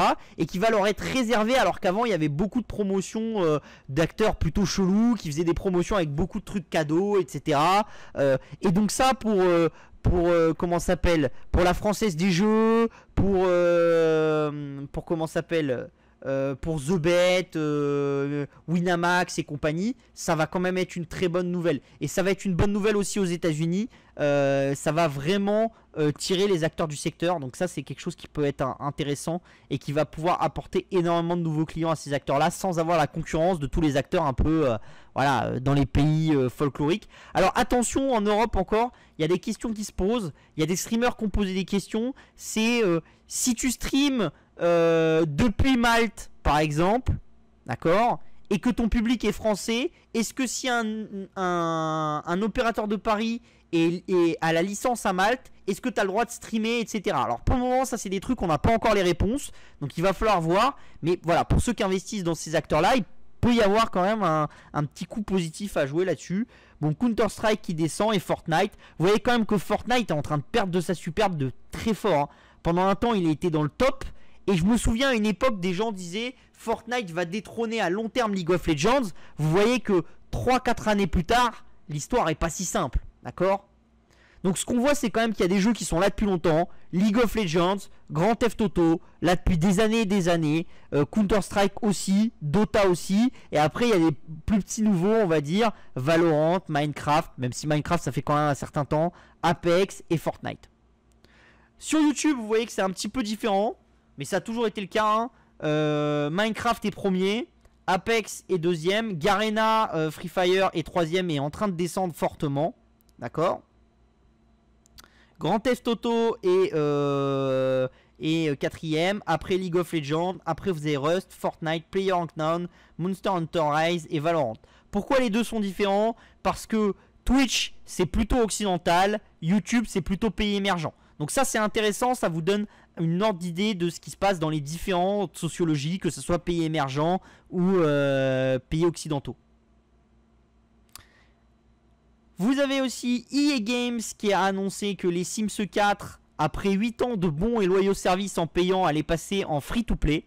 Donc ça c'est intéressant aussi. Pourquoi? Parce que ça veut dire que vous aviez un jeu qui était avant un jeu sur lequel vous l'avez vendu, vous avez gagné de l'argent, vous le passez en free-to-play, vous allez encore regagner de l'argent. C'est magnifique, c'est le secteur du jeu vidéo. Il n'y a pas beaucoup de secteurs où on peut s'amuser à faire ça, mais le secteur du jeu vidéo en fait partie. Et c'est ça qui est magnifique pour les actionnaires, c'est que même une licence qui est très vieille, elle peut avoir de la valeur dans le jeu vidéo, c'est moins vrai dans le cinéma, etc. D'accord. Donc voilà. On continue avec l'hebdo du marché, donc cette semaine, pas grand chose à dire. On a eu juste les résultats. On a Oracle qui a fait un peu moins bien que les attentes, hein, vous voyez. Et on a Adobe qui a fait un peu mieux que les attentes. Alors pour ceux qui veulent, dans le payant, c'est-à-dire chez ELF, j'ai expliqué en détail le deal Adobe Figma et pourquoi est-ce que je pensais que pour Adobe c'était pas forcément un mauvais deal et pourquoi il faut le comprendre dans le temps long, d'accord. Donc ça pour le moment c'est réservé aux abonnés, mais ça sera sûrement dans l'hebdo de l'innovation. Peut-être pas la semaine qui vient, mais la semaine prochaine. Voilà, c'est pour laisser la primeur de l'information aux abonnés, etc. Et après, on le mettra. Et de plus en plus, on fera des choses comme ça. Ça sera soit dans NTF, soit dans ELF. Et après, ça viendra dans l'hebdo de l'innovation. Tout ce qui est des sujets un peu plus deep dive sur des sociétés, des choses comme ça. Et c'est comme ça qu'on va évoluer avec le temps. Donc voilà. N'oubliez pas que si vous voulez vous abonner à New Tech Insider, vous pouvez taper juste en dessous. Si vous voulez prendre des renseignements sur le service encore plus premium qui est beaucoup plus cher, ELF, vous pouvez appeler directement Younes au service client. Je vous donnerai le numéro à la fin de ce live. Donc je vous laisse poser vos petites questions.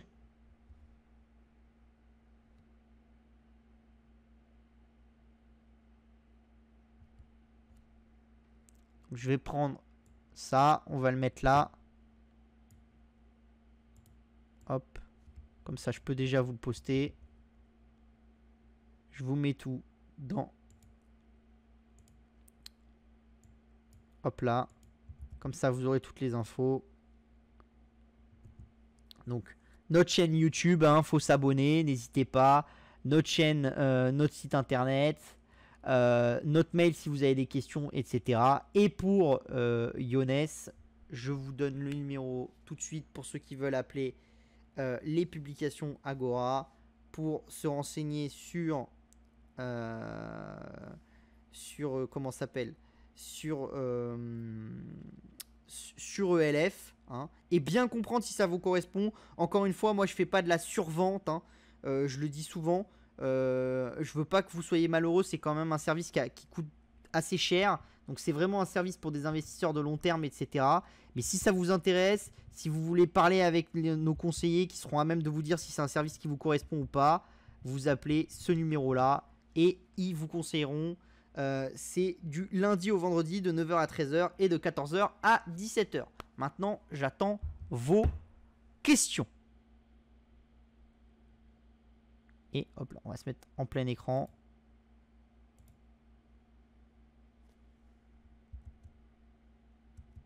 Hop, et on va mettre juste ça sur le côté, à la place de la petite nana. Et voilà. Est-ce qu'il y a des questions?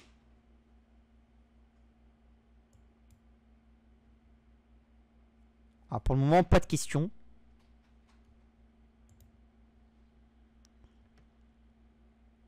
À moins que j'ai perdu tout le monde. Ce qui est peut-être possible, hein.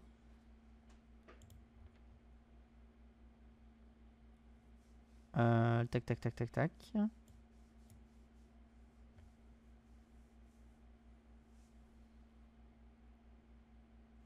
Ah, t'avais posé une question?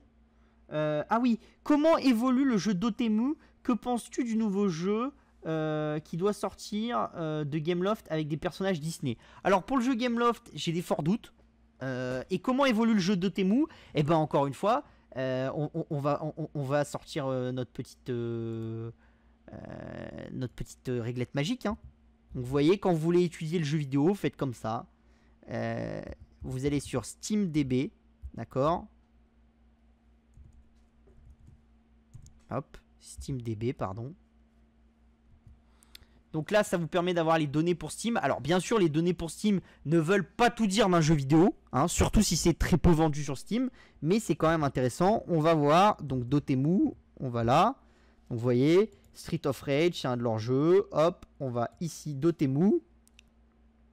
Donc vous voyez, là on a les différents jeux sortis par Dotemu, et etc. Hop. Alors là c'est Metal Slug.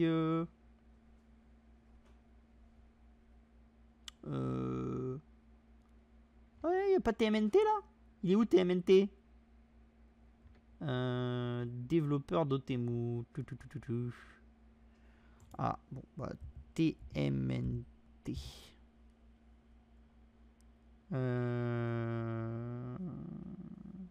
Voilà, Trader Revenger. Voilà, c'est celui-là. Ah, parce que c'était publisher Dotemu.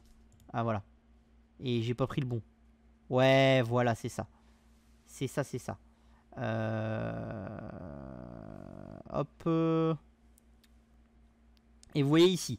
Donc là, déjà, ce qui est intéressant, c'est ça. Follower, d'accord? Vous voyez, les différents jeux, les followers, etc. Pourquoi? Parce que les followers, ça vous permet de savoir à peu près combien il y a de gens qui vont l'acheter, etc. Si vous avez beaucoup de followers, c'est intéressant. D'accord? Vous voyez déjà une chose, c'est qu'en gros, si on prend les historiques, les jeux Dotemu, ils ont assez peu de followers. On voit que le gros succès, c'était Street of Rage, 38 000 followers. Vous voyez que par exemple, les Tortues Ninja, qu'on va voir après, 56 000. Donc c'est beaucoup mieux. Mais vous voyez surtout une chose, c'est que Pharaon et Metal Slug qui vont sortir dans les années à venir, c'est 22 000 et 12 000.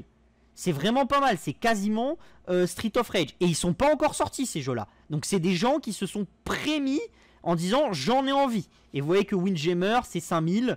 Bon, globalement, c'est plus ou moins ce qu'ils faisaient avant, Sanitarium, etc.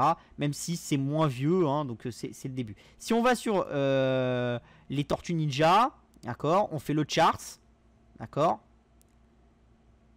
Donc vous allez voir le nombre de followers. Normalement, quand il y a des followers en plus, c'est généralement des gens qui veulent acheter. Donc vous voyez, là il y a eu un grosse hausse, et depuis il y a quand même une hausse qui est toujours là. C'est-à-dire que si on regarde depuis juillet, en gros, bah on a rajouté 4000, 4500 personnes aux followers. Donc généralement tout le monde ne follow pas le jeu, tous les gens qui l'ont acheté ne follow pas le jeu, mais ça vous donne quelque chose qui est assez intéressant. Donc là on a l'impression quand même que il y a pas mal de jeux qui sont, il y a pas mal de gens qui commencent, qui continuent à acheter le jeu, donc je pense qu'ils vont réussir à le vendre encore un petit peu. Moi ils nous ont annoncé qu'ils en avaient vendu 1 million en dehors des plateformes par abonnement, etc. Je pense que d'ici l'année prochaine, fin de l'année prochaine, donc ça veut dire que ça laisse, on va dire, 1 an et demi, même plus. Allez, ça laisse, ouais non, ça laisse 1 an et un peu plus d'ennemis au jeu. Ils en auront vendu 2 millions d'exemplaires, d'accord? Je pense, hein. Je pense qu'ils seront capables de faire ça. Donc c'est vraiment pas mal, hein. C'est vraiment pas mal. 2 millions d'exemplaires, si vous vous dites que c'est des jeux qui se vendent en moyenne entre 20 et 30 euros, ça fait 40 millions d'euros rien que sur TMNT. Donc ça veut quand même, c'est quand même un très bon score, sans les add-ons, etc. Et sans le jeu mobile. Sachant que le jeu mobile qu'ils ont fait sur Street of Rage, il commence à bien marcher aussi, hein. Street of Rage, alors je vais vous montrer, hein, Street of Rage mobile. Street of Rage. Street of Rage 4. Mobile. Voilà. Ici. Donc vous voyez, Et on était à 5K, ils sont à 10K. D'accord, 10K plus. Hein. Donc ça veut dire que... et c'est sorti en... Ouais, je sais plus exactement quand. Mais ça doit être marqué ici. À propos du jeu. Date de sortie, vous voyez, c'est sorti en mai. Donc ça fait quelques mois. Et ils ont déjà fait... rien que sur Android, hein, sans les add-ons, etc. Ils étaient à 5K plus de ventes. Là, ils sont passés à 10K plus. Donc ils ont dû faire... à minima 150-200K dessus. En vous disant que sur iOS, ils ont dû en faire à peu près l'équivalent, voire même un peu plus. Donc ils ont quand même réussi quasiment à faire un demi-million en apportant le jeu sur mobile. C'est quand même pas mal. Hein. Donc voilà. Voilà. Est-ce qu'il y a d'autres questions? Ou pas? Je vous laisse le temps de poser vos autres questions. Hein.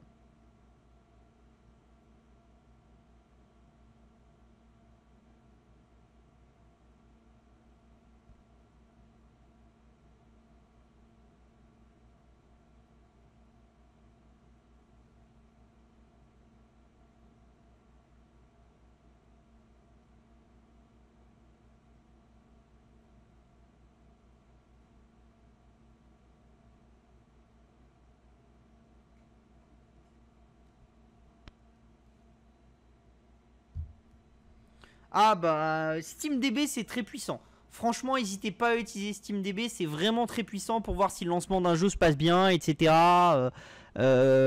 Pour voir les notes d'un jeu et tout ça, c'est vraiment très très puissant. Hein.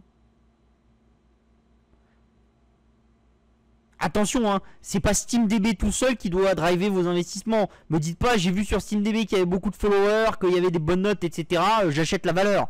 Non. Mais c'est un truc parmi tant d'autres qui peut vous aider à comprendre un peu mieux une valeur. Mais ça, j'en avais déjà parlé ici, il me semble. Hein. Une 19h17 déjà. 1h40 de live. Bon, on était parti un peu en retard. Allez, je vous laisse encore un peu de temps. Et sinon, vous enverrez par mail vos questions. Vous les mettez sur le YouTube. Et sur YouTube. Alors, je sais, ça fait longtemps que je ne suis pas passé répondre aux commentaires sur YouTube. Mais je vais le faire.